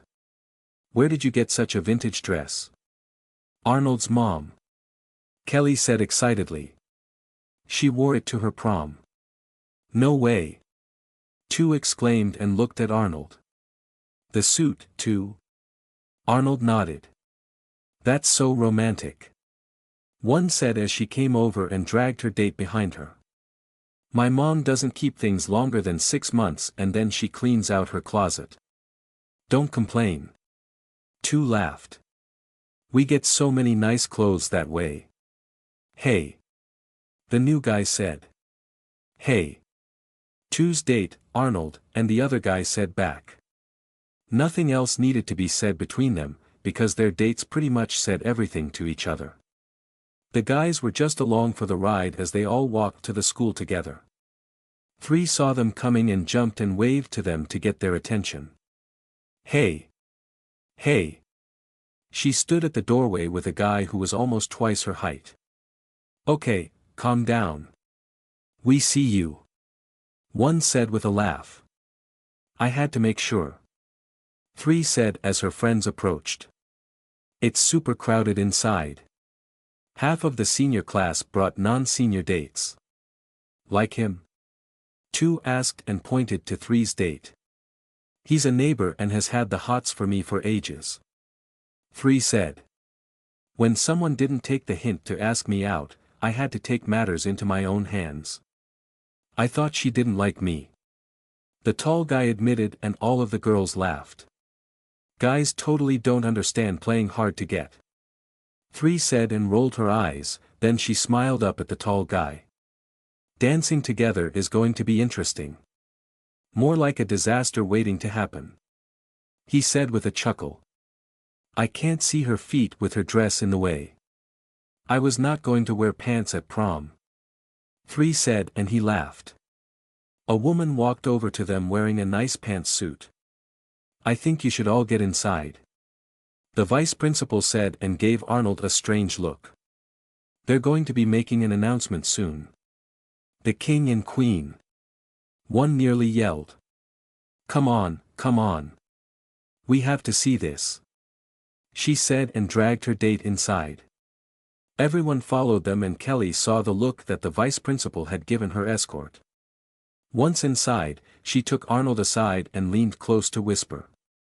I forgot to ask you earlier what she said to you on the stage this morning. Kelly said. What was it? She told me my actual grade point average and apologized that I wasn't chosen to speak. Arnold said. She also thanked me for the report I wrote after my suspension and gave me an extra credit for it. Oh, wow. Kelly said. What was the number? 6.8. Arnold said. What? Kelly yelled and several people around them turned to look. I did all the extra assignments for every course and passed all of the exams. Arnold said.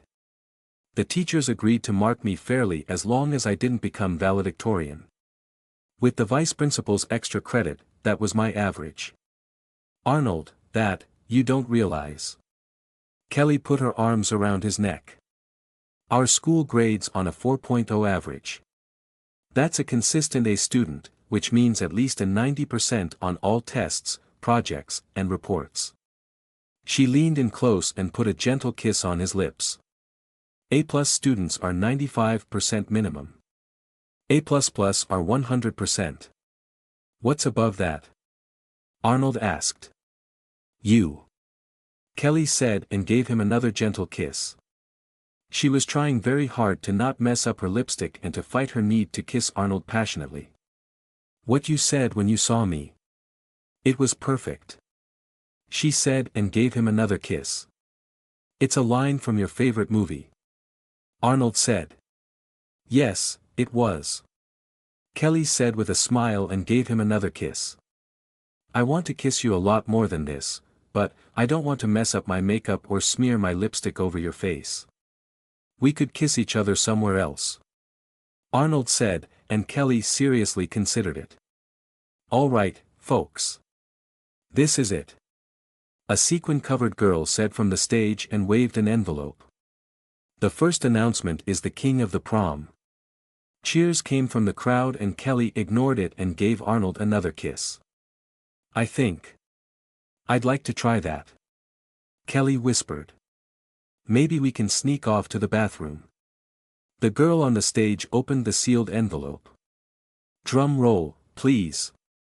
The crowd made drum sounds and she laughed and she pulled out the folded piece of paper. The winner, with 95% of the popular vote. She said and paused dramatically. Hurry up and say it. A guy's voice said loudly and everyone laughed. It's Arnold Strickland. The girl yelled and nearly everyone cheered. What the hell? Brad yelled. What did she just say? Kelly asked and stopped kissing Arnold. I demand a recount. A different voice said loudly. Yeah. Someone else said.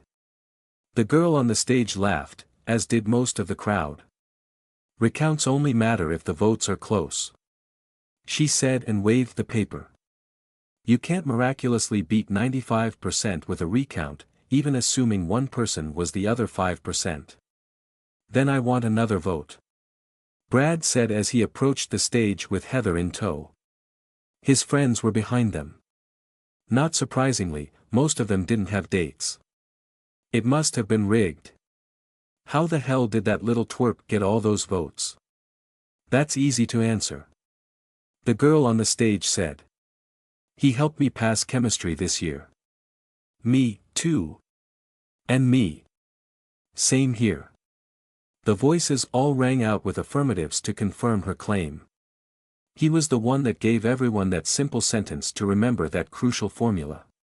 It took up a good portion of the final exam and the sentence even explained how to work it properly.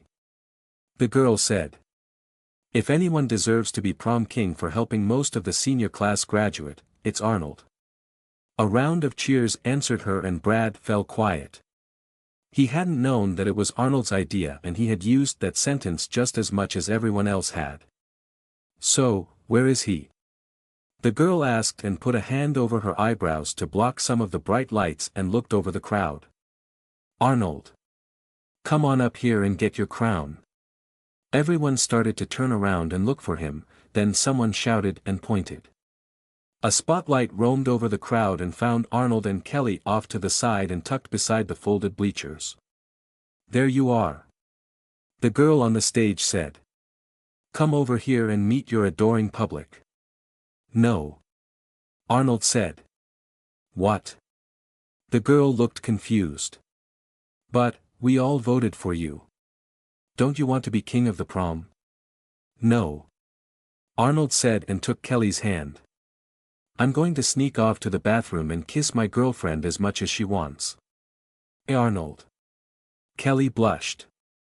Arnold led her through the crowd and they quickly parted for them. Everyone was surprised as the spotlight followed them across the gymnasium, because they all got to see how stylish both he and Kelly looked, with him in his white jacket and her in the fancy dress that matched. They passed by Brad and his friends and walked right over to the boys' bathroom. Arnold held the door open for Kelly, then they went inside and the door closed. "Oh." The girl blinked her eyes for a moment when the spotlight turned off. Well. Who's the runner-up?" one of Brad's friends asked. "Yes," the girl exclaimed and looked at the paper. "The runner-up, and now king of the prom, is Brad Peckerwood." "Wahahaha." His friends laughed and most of the crowd did, too. "She said it," one of his friends said. "What the hell?" Brad turned on them. "You wrote a joke when you nominated me." "That's some funny shit right there, Brad," Kevin said. "You know it is." Brad bit his tongue and stopped his scathing remark, let Heather's hand go, then walked up onto the stage. There was a small smattering of applause as he accepted the plastic crown, plastic scepter, and sash with the title on it. He didn't bother making a speech, even though he had prepared one. "Congratulations, King of the Prom," the girl said and was glad that the proceedings were back on track, then she held out another envelope. "Now it's time to find out who your queen is going to be." Almost no one reacted with enthusiasm, since they all knew who it was going to be. The girl correctly read the mood of the crowd as she opened the envelope and pulled out the paper. "It's Heather Bradshaw," she announced, and about half of the crowd applauded, which was most of the girls, since they were the ones that voted. Brad's friends clapped the loudest. "Thank you. Thank you," Heather said graciously as she went up on the stage and accepted a more realistic tiara and the plastic scepter, then the sash and a small bouquet of flowers. "I'd like to personally thank everyone who voted, even if you didn't vote for me," she said, magnanimously. "I appreciate you all taking the time to." The crowd couldn't help but compare Brad's basic black suit and Heather's strapless green dress to Arnold's classy suit and Kelly's vintage dress. They seemed like the poor cousins in comparison. "And I hope you all have a great night tonight." Heather finished and everyone clapped, because it was expected. "Awesome," the girl on the stage said. "If you would, please take the floor for the first official dance." Brad and Heather clasped hands and left the stage, handed everything off to Brad's friends except for the crowns and sashes, then stood in the middle of the floor and the spotlight turned back on and found them. The slow music started playing and after about 10 seconds, other people came onto the floor and danced, too. Arnold's tongue tasted every little bit of her special place and it was nothing like Kelly had imagined, not at all, and she floated in a fog of bliss and a slight disconnection with reality. When she stopped moaning, Arnold stopped licking her and quickly cleaned her up and put her underwear back into place. When he untucked himself from under her dress, he saw the blissful smile on her face and a faraway look. There was a heavy knock on the door and Arnold went to check who it was. "I think that's enough alone time," the vice principal said and waved at the group of guys waiting for the bathroom. "They need to use the bathroom." Arnold nodded and put Kelly on her feet. She clung to him as if she really needed the help standing up, and he put his arm around her waist and slowly walked out of the bathroom with her. The vice principal saw her blissful face and laughed. "What did you do to her?" "Just some oral sex," Arnold said. "She really liked it." "I can see that," the vice principal said. "Take her over to the refreshment table and let her sit down for a while." "Okay," Arnold said and led her through the crowd. If he had bothered to notice, he would have seen a lot of envious faces on the girls as he passed. They all saw that Kelly's makeup wasn't messed up for making out, which meant he had been kissing her somewhere else, and they all knew it. "Hi, guys," one said and waved to them, then dragged her date over. "That was something, wasn't it?" "Oh, yes." Kelly almost moaned when she found her voice. "She needs to sit down," Arnold said, and they went over to the refreshment table and sat Kelly down on one of the chairs by the wall. Soon, all of their friends were there around them. "You were smart to turn down being king," two said. "Heather was voted queen." "Boy, that would have been awkward," her date said with a laugh and pointed. "I'm glad you weren't stuck having to spend a good portion of your night with your ex-girlfriend." Arnold turned and looked over to where Brad and Heather were currently dancing. It was a fast song, so they were moving around a lot. "We were all thinking of heading over to Max's for something to eat after the dance," three said. "Do you and Kelly want to come along?" "Sure," Arnold said, and they were all happy about that.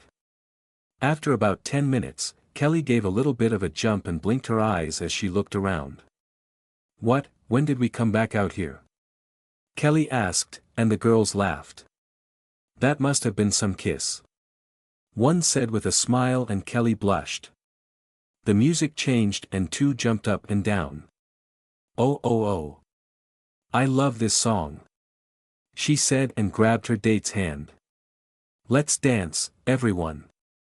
They all moved towards the middle of the floor and everyone except Arnold started to dance. He looked around at the guys and saw that they were barely moving, while the girls were moving around excitedly and were enthusiastic about it. When he looked at Kelly, she stepped close and put her arms around him. "Everyone dances differently," Kelly said. "Some like to shuffle from side to side, some like to jump around, and some like to move their arms and legs to the music. What do you want to do?" Arnold asked and put his arms around her. "I want to hold you in my arms just like this," Kelly said, and he nodded. For the rest of the dance, all they did was waltz together and stare into each other's eyes, no matter what kind of music played. Heather and Brad had slipped away from his friends and were currently in the back seat of his car. Heather was bent over with her face pressed into the bottom of the seat and Brad was currently ramming himself into her from behind. He hadn't even bothered trying to take off her dress and had just lifted the bottom of it up to her hips instead. Brad's hand was dug into her hair and he had a tight grip on it to hold her steady and had his other hand braced on her lower back. Heather was actually enjoying it and kind of liked that he had taken control. She could hear him whispering something as they had sex and it took her a few minutes to make it out. Heather wasn't sure why tears came to her eyes and she started to cry. Half an hour before the prom was over, Arnold and Kelly rode in Three's car as their friends went to Max's place. That wasn't what the place was called, it was the guy who ran it. They all piled in through the door and Max let out a boisterous laugh. "Who wants burgers and fries?" Max asked and nearly all of them raised their hands. "Great. That's all I have." They all laughed and moved over to a big booth, then a couple of the guys grabbed chairs from a nearby table and they all sat together. "This was the best prom ever," one exclaimed. Two laughed. "It's the only one we've been to. That's why it's the best," one said and they laughed.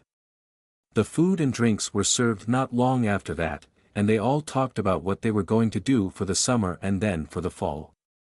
A few of the guys weren't going to college and were taking a year off to work and to save up some money. All the girls were going, though. Almost none of them had the same classes and they would probably only see each other during lunch and at the end of the day. That's the same as us. Kelly said. We'll be in the same building for a few classes, but, other than that, it's going to only be the occasional lunch and after classes end for the day. Well, at least you've got the whole summer to. 3 started to say and then gasped. Oh. I'm sorry. She said. Arnold's working at the college all summer, isn't he? Kelly nodded. He starts work in the morning. What? One yelled. What are you doing here?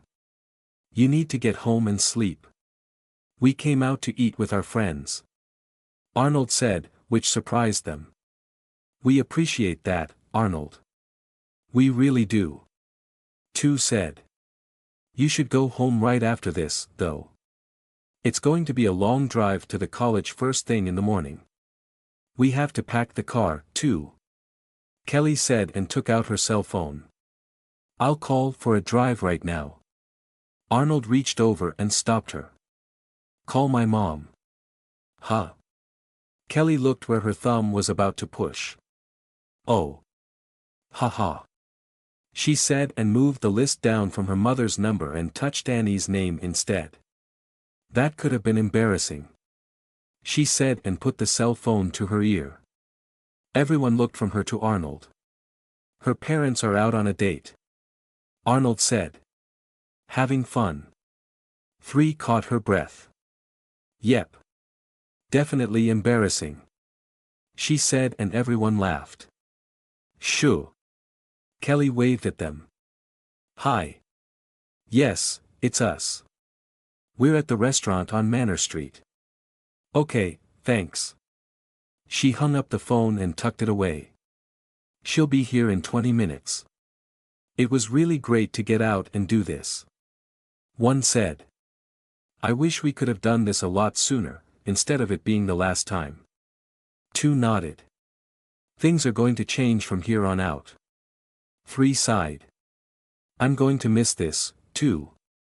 Why? Arnold asked. It's only a 2-hour drive. We'll be back here every weekend on the bus.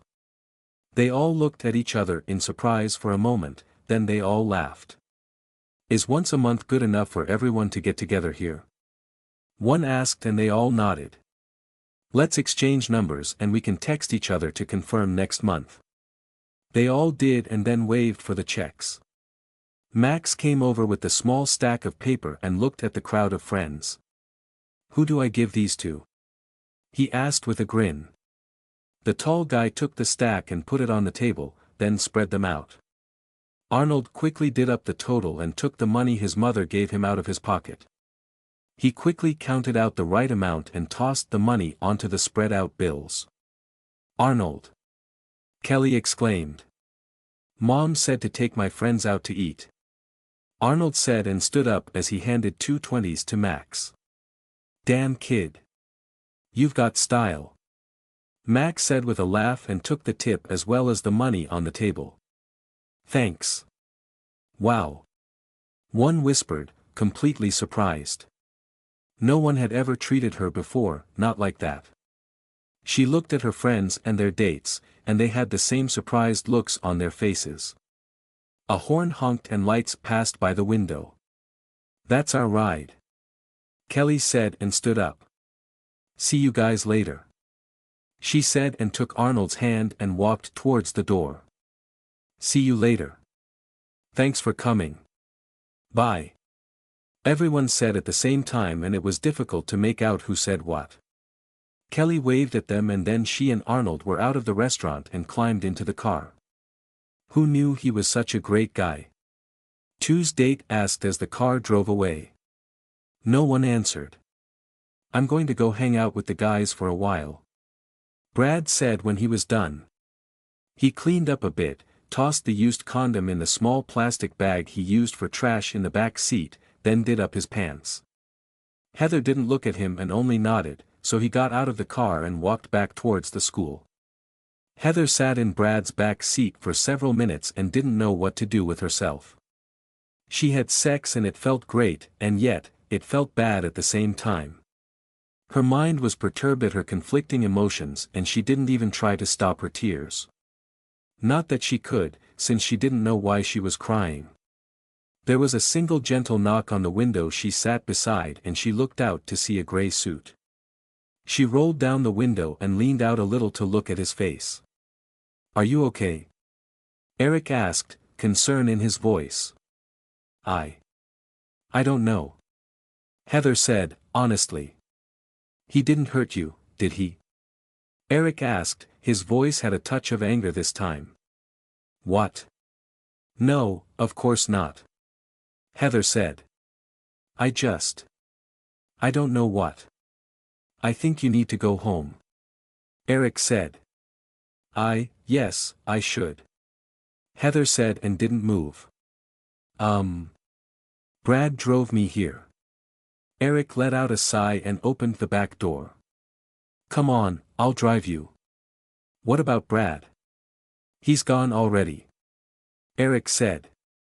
Kevin drove them over to the bridge to spray paint their names on it. Heather opened her mouth to comment on that, then gave him an odd look. "Why didn't you go?" "I don't feel like trying to kill myself by hanging off the side of a bridge in the middle of the night." Eric said and held a hand out to her. "Let's go." Heather hesitated before taking the hand and he helped her out of the back of the car and shut the door. She didn't say anything as he led her across the parking lot to his car and helped her into the front seat. She still didn't comment and Eric drove them out of the parking lot and down the road. It wasn't until 10 minutes later that she spoke. "Eric." Heather said and looked at him. "Why are you doing this?" Eric gave her a quick glance. "Can't I just be a nice guy giving you a ride home?" Heather barked a laugh. "No. Try again." Eric let out a sigh. "I actually came outside looking for Brad to tell him what Kevin was planning," he said. "I didn't find him until I looked for him at his car." "You saw us?" Heather said in a bland tone. "Yeah." Eric said and fell silent. Heather waited for a minute before she spoke again. "Did you enjoy seeing me with my ass up in the air like that?" Heather smiled. "You really liked seeing him pound me into the back seat, didn't you?" "What?" Heather blinked her eyes at him. "You looked so sexy like that, completely exposed and enjoying yourself, and it was the hottest thing I have ever seen." Eric said. Then I saw how he gripped your hair and was holding you down against the seat so that you couldn't move." He shook his head. "That wasn't right." "I liked it." Heather said. "Yeah, you liked it so much that you cried afterwards." Eric spat and she winced. "No, I'm sorry." He took a hand off the steering wheel and took her hand. "I'm not blaming you, okay? You might have liked it, but you knew what he was doing." Heather didn't respond for a moment. "What was he doing?" "He was using you." Eric said. "You could have been anyone at all, and he would have treated you the same way." "No." Heather said. "Not just anyone." "Then who?" Eric asked and held her hand tightly. Eric pulled the car over on the dark street and parked. "Heather, I'm so sorry." "Are you?" Heather let his hand go, reached for his crotch, and felt how hard he was. "Are you really sorry?" She rubbed him a little. "This says you're just like him." "No, I'm not like him." Eric said and stopped her hand. "No, I didn't see the prom queen in Brad's back seat." Eric said and used both of his hands to take the plastic tiara off of her head and put it on the dash. "All I saw was you." Heather's heart went pitter-patter at his words and she slipped off the sash and let it fall to the floor. She opened up his dress pants and pulled him out, stared at it for a moment, then plunged her head into his lap. "Oh, God!" Eric gasped and Heather did her best to make him go as quickly as possible. It didn't take long. For the very first time ever, she didn't avoid it and stayed there with him in her mouth to make sure there wouldn't be a mess when she sat up. When she did sit up and looked into his eyes, she saw complete shock there. "I've never done that before," Heather admitted. "I always moved away." "Always," she said and hiked her dress up. Her underwear was still on Brad's back seat and Eric looked down at her. "Oh, God," Eric said and she eased down to touch herself to him. "Heather, I haven't." "I know," Heather said and carefully sat down, because she was still tender from before. "Guess who isn't a virgin anymore?" she asked with a smile, wrapped her arms around his neck, and kissed him. Annie, Arnold, and Kelly were up at 5 o'clock the next morning, had a quick breakfast, then loaded up the car with the essentials that they would need. Arnold's new suits for work, new clothing for the evenings and weekends, about half of Kelly's wardrobe, blankets, sheets, pillows and cases, towels and toiletries, and even a box of basic kitchen items and staple foods that all kitchens needed. The room had a small kitchenette and a half-sized refrigerator, so they knew they were going to need at least some items to start with, especially since they didn't know what the food situation was going to be like there. They did know that Kelly probably wasn't going to be allowed to eat in the cafeteria during busy times, because she wasn't a student yet and they frowned upon non-students using up student resources. They piled into the car and Annie started to drive them to the college, then asked Kelly to tell her about the prom. Kelly had tried to tell her about it the night before and she flatly refused to listen, because they would have plenty of time to talk during the drive to college the next morning. Annie had sent Kelly and Arnold right to bed after they had undressed. Annie was quite surprised as Kelly relayed almost everything that happened at the dance, especially about Arnold turning down being prom king. She had no idea that her son would even be eligible for something like that, then Kelly told her why. "I am very proud of you, Arnold," Annie said as she glanced into the rear-view mirror and into his eyes. "Doubly so, considering what you did for the other students and then you turned down being the king so you could be with Kelly." She smiled and glanced at Kelly. "I bet everyone was shocked. The whole place was quiet," Kelly said with a laugh and a blush. "Everybody heard it and then watched us sneak off under the spotlight." "Sneak off? Ha ha." Annie laughed. "I can just imagine the looks on everyone's faces." Kelly's cell phone beeped at her and she took it out to check it, then she went quiet. "What is it?" Annie asked. "You don't have to imagine it," Kelly said and briefly showed her the article someone posted on social media. "Most popular king of the prom abdicates to kiss girlfriend." Annie quickly read and then looked back at the road. "Read it for me, please." Kelly nodded. This year's prom started off like any other. As she read, she felt a little bad for all the people that wanted to thank Arnold by voting him as the prom king. When she reached the end of the article, it reminded her of the significance of what Arnold had done. "He gave it up to be with me," she thought with renewed happiness. "There's even a video. That's great. I'll watch it when we get to the college," Annie said. "What happened after the prom?"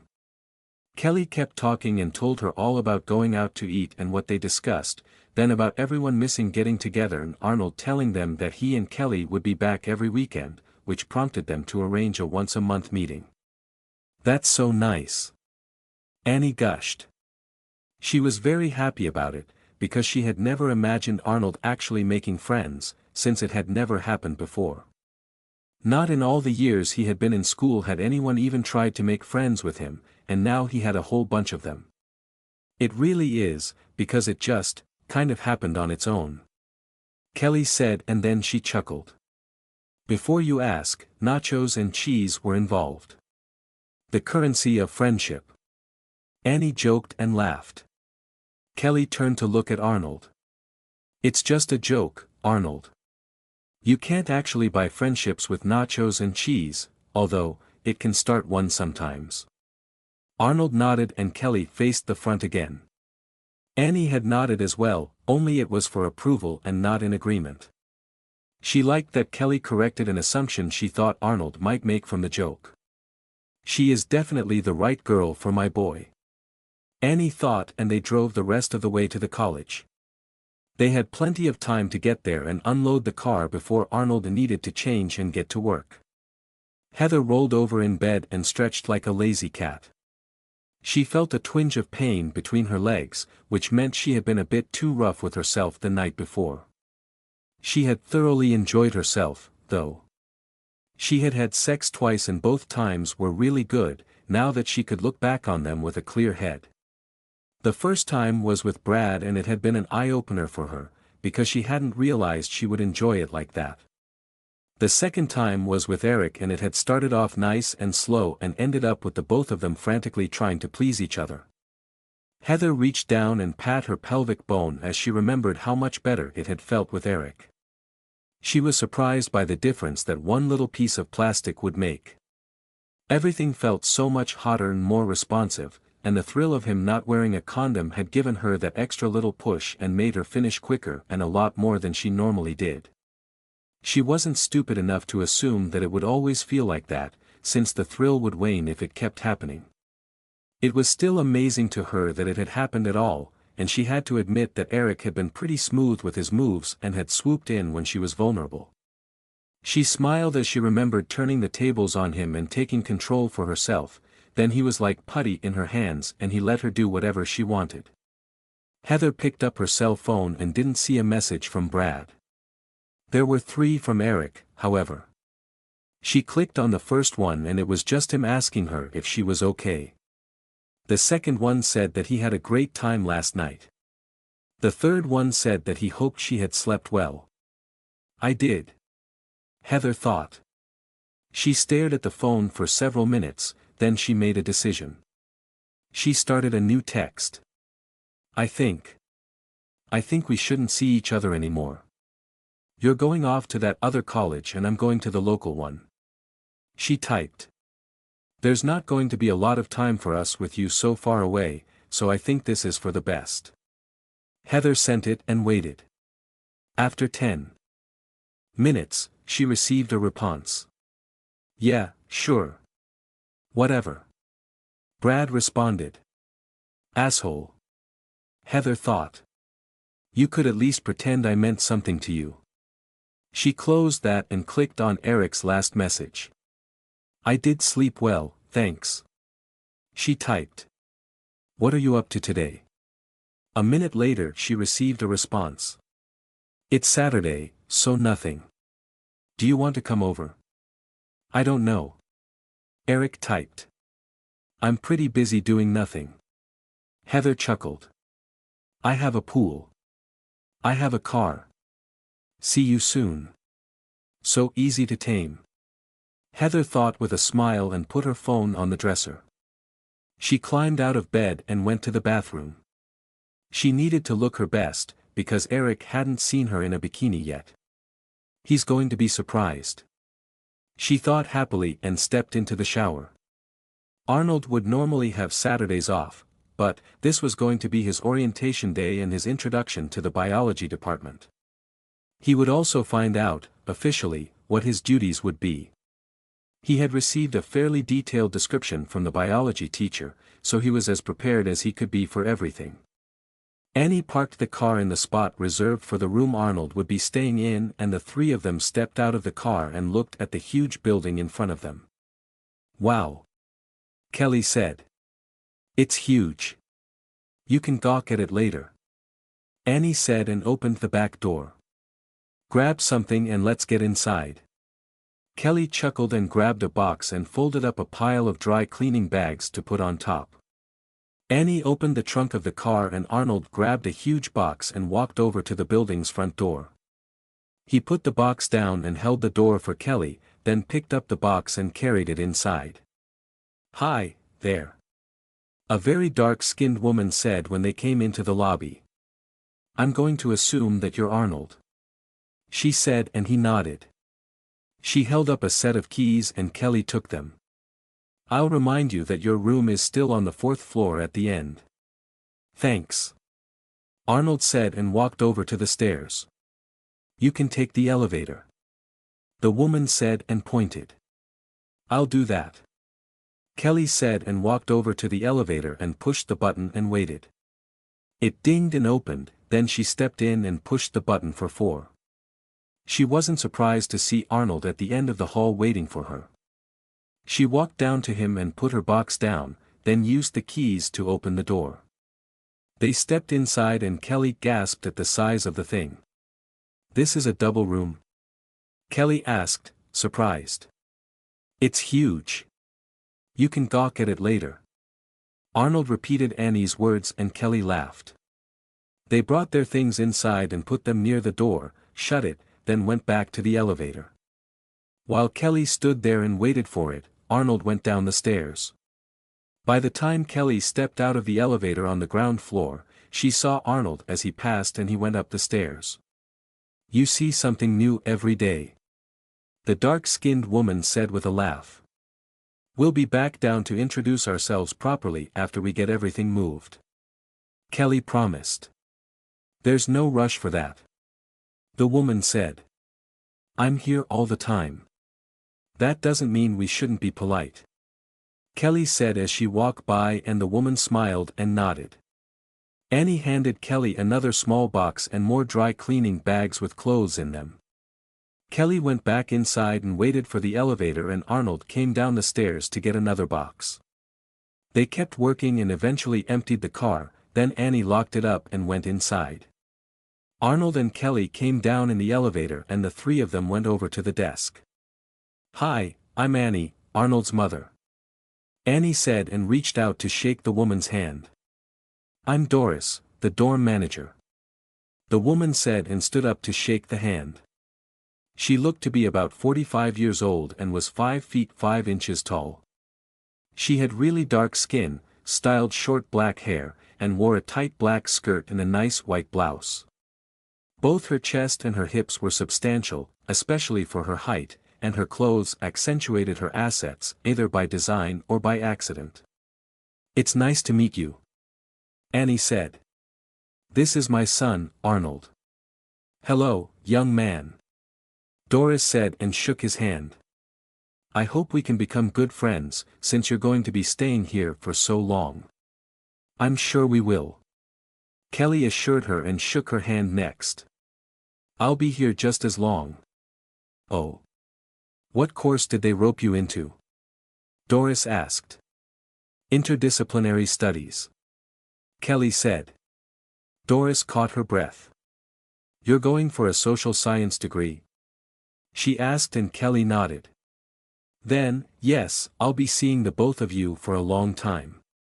She said and then chuckled. That almost sounded like we'll be dating. Kelly and I are exclusive. Arnold said. We can't date anyone else. Doris had a surprised look on her face for a second, then she burst out laughing. You're just precious. She said when she calmed down and her eyes sparkled. We are definitely going to get along with a sense of humor like that. Look at the time. Kelly said as a distraction before Arnold could say that he wasn't joking. Arnold, you've got enough time to grab a quick shower and change for work. She said. We'll wait here for you. Okay. Arnold said and walked over to the elevator. Even though taking the stairs was faster, he knew not to make himself sweat before going to work. White shirt and black tie. Annie reminded him and he nodded to her, stepped into the elevator, and the doors closed. He must be amazing to have a job with Professor Krenslav before becoming a student. Doris said. He's a man that respects skill above everything else. What else can you tell us about him? Annie asked. Doris smiled and told them everything she knew about the strict man. He was a stickler for detail and he would settle for nothing but the best results. Annie and Kelly looked at each other, because they both knew what the high school biology teacher had told Arnold about the senior assistant, Amy. They silently agreed to advise Arnold about getting instructions from the professor directly and not to only do what Amy instructed him to do. Arnold stepped out of the elevator 20 minutes later and looked great in the new suit. Kelly's face flushed red at the sight as he walked over to her. "You look very handsome," Kelly said and gave him a brief hug and a kiss. "Old Hamill is going to like you," Doris said and smiled. "You better start walking now if you want to get to Building F before 8 o'clock. "Oh. Let's go," Kelly said and waved him towards the front door. "You can't be late on your first day." Arnold nodded and the three of them left the dorm building. Arnold and Kelly knew where the building was, so Annie followed where they went and walked several feet behind them. 8 minutes and a cautious warning about Amy later, they arrived in front of another large building with a large letter F painted on the front and they went inside. "It's on the second floor," Kelly said and looked at the elevator, then sighed and went for the stairs. They didn't rush and went to the second floor at a normal pace. When they stepped out into the lobby, the three of them gasped at the huge displays. "Oh, my God!" Annie said and covered her mouth. Right in the middle of the lobby, in an 8-foot-tall and 6-foot-wide glass case, was a body in the classic star pose with arms straight out to the sides and legs about 2 feet apart. It wasn't just a normal body, though. It was completely intact on one side and had been sliced exactly down the middle. The other side, though, it was gruesome. It had been dissected. Each and every part of the body on that side was pulled apart and covered in wax to preserve it, then it had been suspended in a clear resin to hold it in place. It looked like the body had been caught in the instant of an explosion and then preserved. Muscles, tendons, veins, arteries, and the skin had its own layer. Annie and Kelly stayed back and Arnold walked right up to it. He marveled at the intricate work that it would have taken to suspend all of the arteries like that and saw that the eye had been dissected to show the various parts it contained. There were even sections of the bones cut open to reveal the marrow inside. "I see you've met Adam," a young woman's voice said from behind them. Annie and Kelly turned to see who it was and saw that it was Amy. Why would he have it on display like this?" Annie asked. It's morbid." Arnold turned away from the display and looked at his mother. "He's the prize of Professor Krenslav's collection," Amy said with a grin. She always enjoyed people's reactions to seeing it. "I can't tell you how long he worked on it, and I don't know if he knows himself." She chuckled and walked over to them. "Well, now that you've met the first man, it's time to go and meet the man who created it." Neither Annie nor Kelly had missed the subtle reference or the implication. "This way, please," Amy said and waved for them to follow her. Amy led them by the other, less showy displays, and to the back of the building to an office. The door was open. "Sir, Arnold is here to see you." A man looked up from his desk that was covered in papers. "Ah," he said and stood when he saw Arnold. Yes, he said and walked around his desk and came over to him. "Even though this is only orientation, you still dressed for work." Good, he said and crossed his arms behind his back. "Amy, if you would." "Yes, Professor," Amy said and walked around to face Arnold, then held a hand out for him to shake. "Professor Krenslav would like to welcome you to the department." Arnold shook her hand and looked at the professor. "My apologies for not offering to shake your hand myself. I have a bit of a phobia about such things." Hamill smiled. "You know, shake a man's hand, shake the 1,000 hands he's touched and all that nonsense." He chuckled. "I know it's silly, but that's what my brain tells me, so I have to live with it." Annie and Kelly weren't sure what to make of that. "Amy has told me what she told you and I've spoken to your high school biology teacher as well. I know what he's told you about your duties and that you didn't seem to automatically hate them." Hamill let out a short laugh. "So, do you have any questions about the job?"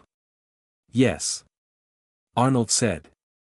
Do you want to instruct me on how you want things to be done properly, or do I only do what Amy instructs me to do, which I'm told is the bare minimum required for completion?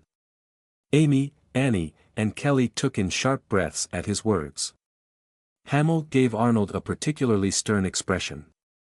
Are you saying I have been lax in instructing her? No, sir. Arnold said. I want to do the best job I can and only you can be the proper judge of that. He said. If I do things the way she does them, why would you need me to do them, too? Hamill's face lost the stern expression. I think I understand. He said. If Amy has developed any bad habits, you don't want to pick them up as well. If I learn things the wrong way, then all my future work would be tainted. Arnold said. After I took the college test that the biology teacher gave me, my mother said that she didn't want to throw up on my work any more than I wanted her to throw up on it. Hamill had a surprised look on his face for a moment, then he let out a short laugh. Yes, that is a valid point. A valid point indeed. He said and looked at Amy. Please don't be insulted by what he said. How can I not be insulted? Amy asked, anger in her voice. He just said that I mess up your work. Hamill smiled. No, Amy. He specifically said that if he learns things secondhand, it reflects badly on the whole department and myself if he doesn't perform well. He would blame me for that. Amy said. Would you be at fault if something is lost in the translation from me to you and you to him? Amy didn't have to think about that. I would be the link, so yes. Do you want to accept that responsibility? Hamill asked. Amy actually had to think about that one. I would normally want to, just to prove that I could. She said and looked at Arnold. I don't think I can accept it, not when it was stated so blatantly that I am only at a standard level with my work. Hamill chuckled. I don't think he said you were quite that low, only that you will do exactly what I tell you to do and nothing more. Amy thought back to the pictures of Arnold's test specimen and all of the extra things he had labeled that she would have skipped. I still feel insulted. Put yourself in my place and then put your friend Cicely in yours. Hamill said. A promising student came to you to learn and you had Cicely teach them instead. Amy opened her mouth to defend her friend's integrity and Hamill put up a hand to stop her. Answer academically and not as a friend or a colleague. He corrected. Amy had to think about it. I guess, if someone wanted to learn what I know, and had to do it through Cicely. Her eyes went to Arnold and she sighed. Then, yes. Her interpretation of my knowledge would be different. Good girl. Hamill said proudly. Even though we are all in the same department and have access to the same knowledge base, namely me, we are different people. Amy was glad she had dark skin, because it hid her blush from the compliment. I will have Amy instruct you in the proper cleaning procedures and the placement of both equipment and items, since those things are stagnant and won't change. Hamill said. When it comes to other things that tie into our work, then I will teach you directly. Thank you, sir. Arnold said and smiled briefly. Hamill heard the eagerness in his voice and smiled as well. I'll have Amy take you into the main lab to meet the rest of the department. He said. Today is an orientation day for them as well. Some new course material will be starting on Monday for them and they need the introduction. He chuckled. Of course, they weren't very happy to have to come in on their own time. I'll tell them you'll be in to talk in 20 minutes, Professor.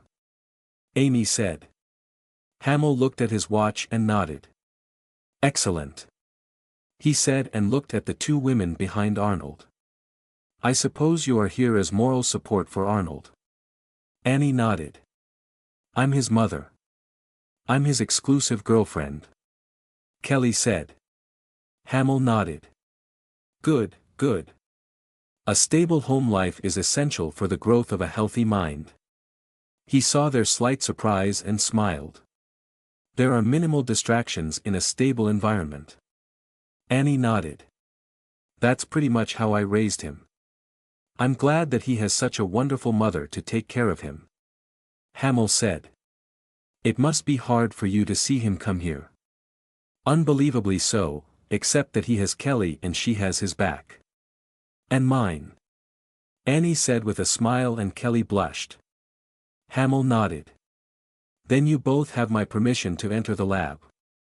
I won't restrict my people from having visitors, as long as you don't touch anything or cause problems.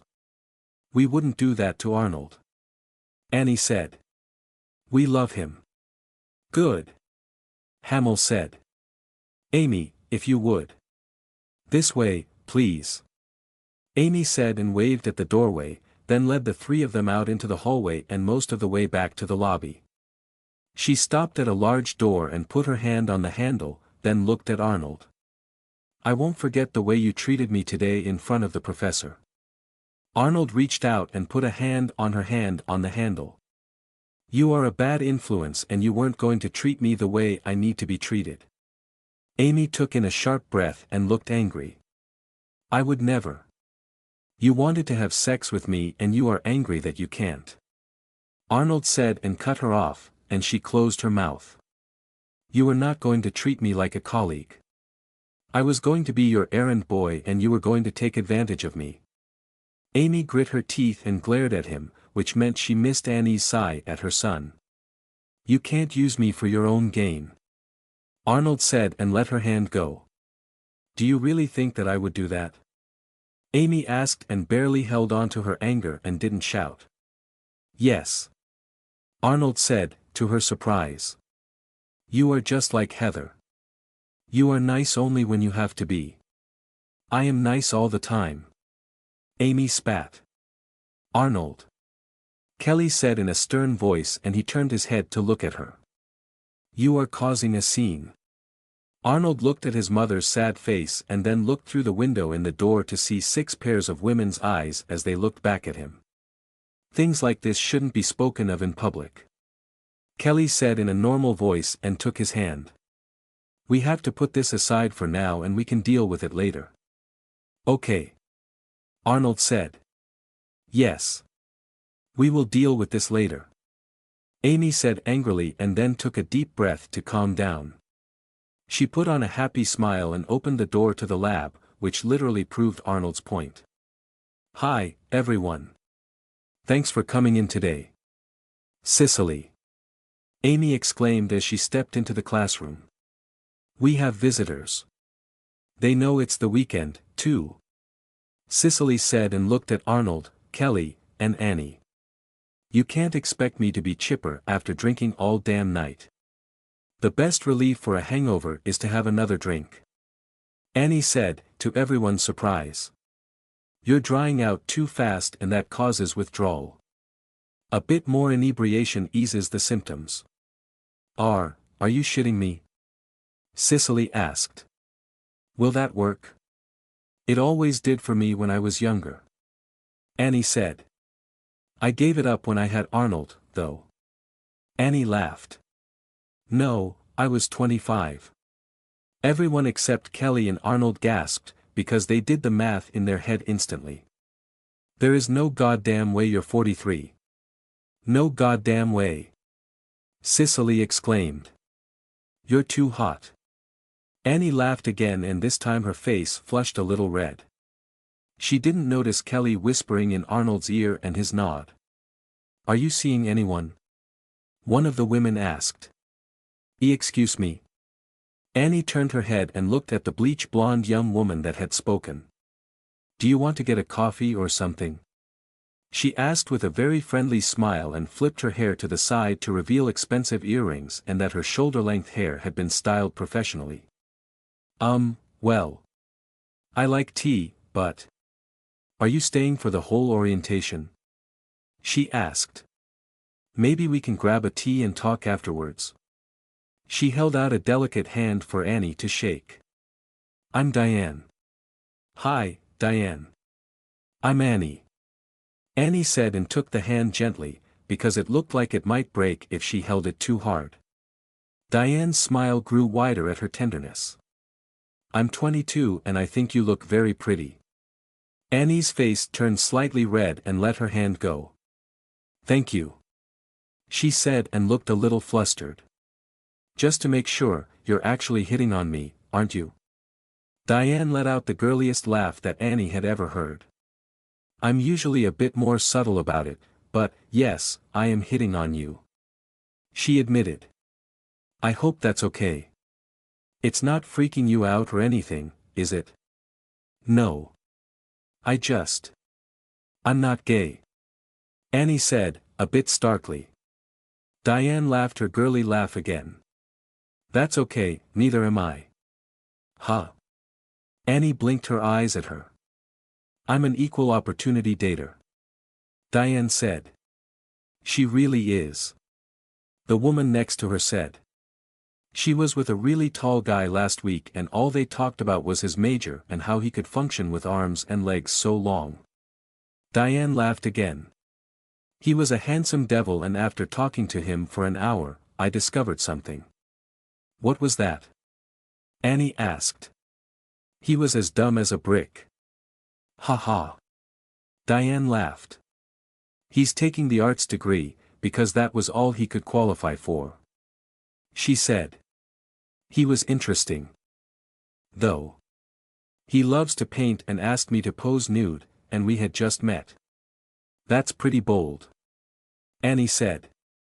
"I refused, of course, and nothing happened between us. I just like meeting interesting people," Diane said. The lab door opened and Professor Krenslav strode in with purpose. "Seats," Amy said. Diane took Annie's hand and led her to the first seat behind the closest lab table, then she sat beside her. Everyone else found seats at the other tables and sat down. "Good morning everyone," Hamill said and made eye contact with each person, even Amy. "Thank you all for coming today, even though some of you are suffering the after effects of Friday night. You know it." Cicely let out a laugh and then stopped herself. "Case in point," Hamill said with a smile. "So, the new materials are going to be quite significant to your studies' progress this year," he said and turned to the whiteboard behind him and started to write on it in a black marker. "First of all, the preparation for each of these special specimens is absolutely paramount," he said. "We only have a limited number, so any mistake will not only ruin the specimen's viability for use later in the year, it will also—" Most of them sat there and listened intently, except for Kelly, Amy, and Annie. Kelly didn't really have to listen, because she wasn't very interested and only needed the general outline to help Arnold. Amy didn't really listen, because she had already heard the speech. Annie wasn't paying attention, because Diane hadn't let go of her hand when they sat down. It wasn't the first time that someone had made a pass at Annie and had asked her out, but it was the first time in years that it had been successful. She was quite surprised that she actually did want to have a talk with the young woman over a cup of tea. She just wasn't sure about the hand-holding thing. She didn't say anything about it or try to pull her hand away, though. They stayed there for 2 hours as the professor explained everything that needed to be done for that year and what they would be expected to do. Afterwards, he thanked them again for coming in and then left the room with purpose, just like he had when he came into the room. "I'll repeat the professor's words and thank you all for coming in today," Amy said with a sweet smile. "I hope you all enjoy the rest of the weekend off." "I'm glad that's over," Cicely said and rubbed her head. "My brain can't take another long-winded speech from that arrogant little prick." Amy chuckled. "You need to stop calling him that where he can hear you." "Why? I say it to his face," Cicely said with a smile, despite her headache. "He just laughs at me." "We all laugh at you," Diane said and the other 4 women laughed. "Up yours sideways, Dixie chick," Cicely said, and they laughed again. "Let's get out of here and grab something to eat," one of the women said. "Sure, I could eat. There's a nice place just off campus that serves great tea," Diane said. "I really should help Arnold unpack," Annie said. "We'll only be half an hour." Diane said and looked at Arnold and Kelly. Do you mind if I borrow your mother for a little while? You have to stay here and work anyway, right? Arnold nodded. There. Diane said with a sweet smile and started to walk towards the door with Annie, whose hand she still held. We're just going to talk and nothing's going to happen. I guess I'll meet you back at the dorm room. Annie said to them and then left. Wow. Cicely said. That white chick works fast. I better get back to the dorm room. Kelly said. Our stuff isn't going to unpack itself. Arnold gave her a 4-second kiss. Thank you. I'll see you at lunch. Kelly said with a smile and left. That's your girlfriend? Cicely asked and Arnold nodded. Is it serious? We're exclusive. Arnold said. I can't kiss or have sex with anyone else. Cicely. Amy exclaimed and the other women chuckled. What? He's sexy and I want him to lick my kitty. Cicely said. Your kitty? Arnold asked, slightly confused. Jesus Christ. One of the other women laughed. We better get out of here before she strips off again. Good idea. The other two said and the three women left in fits of laughter.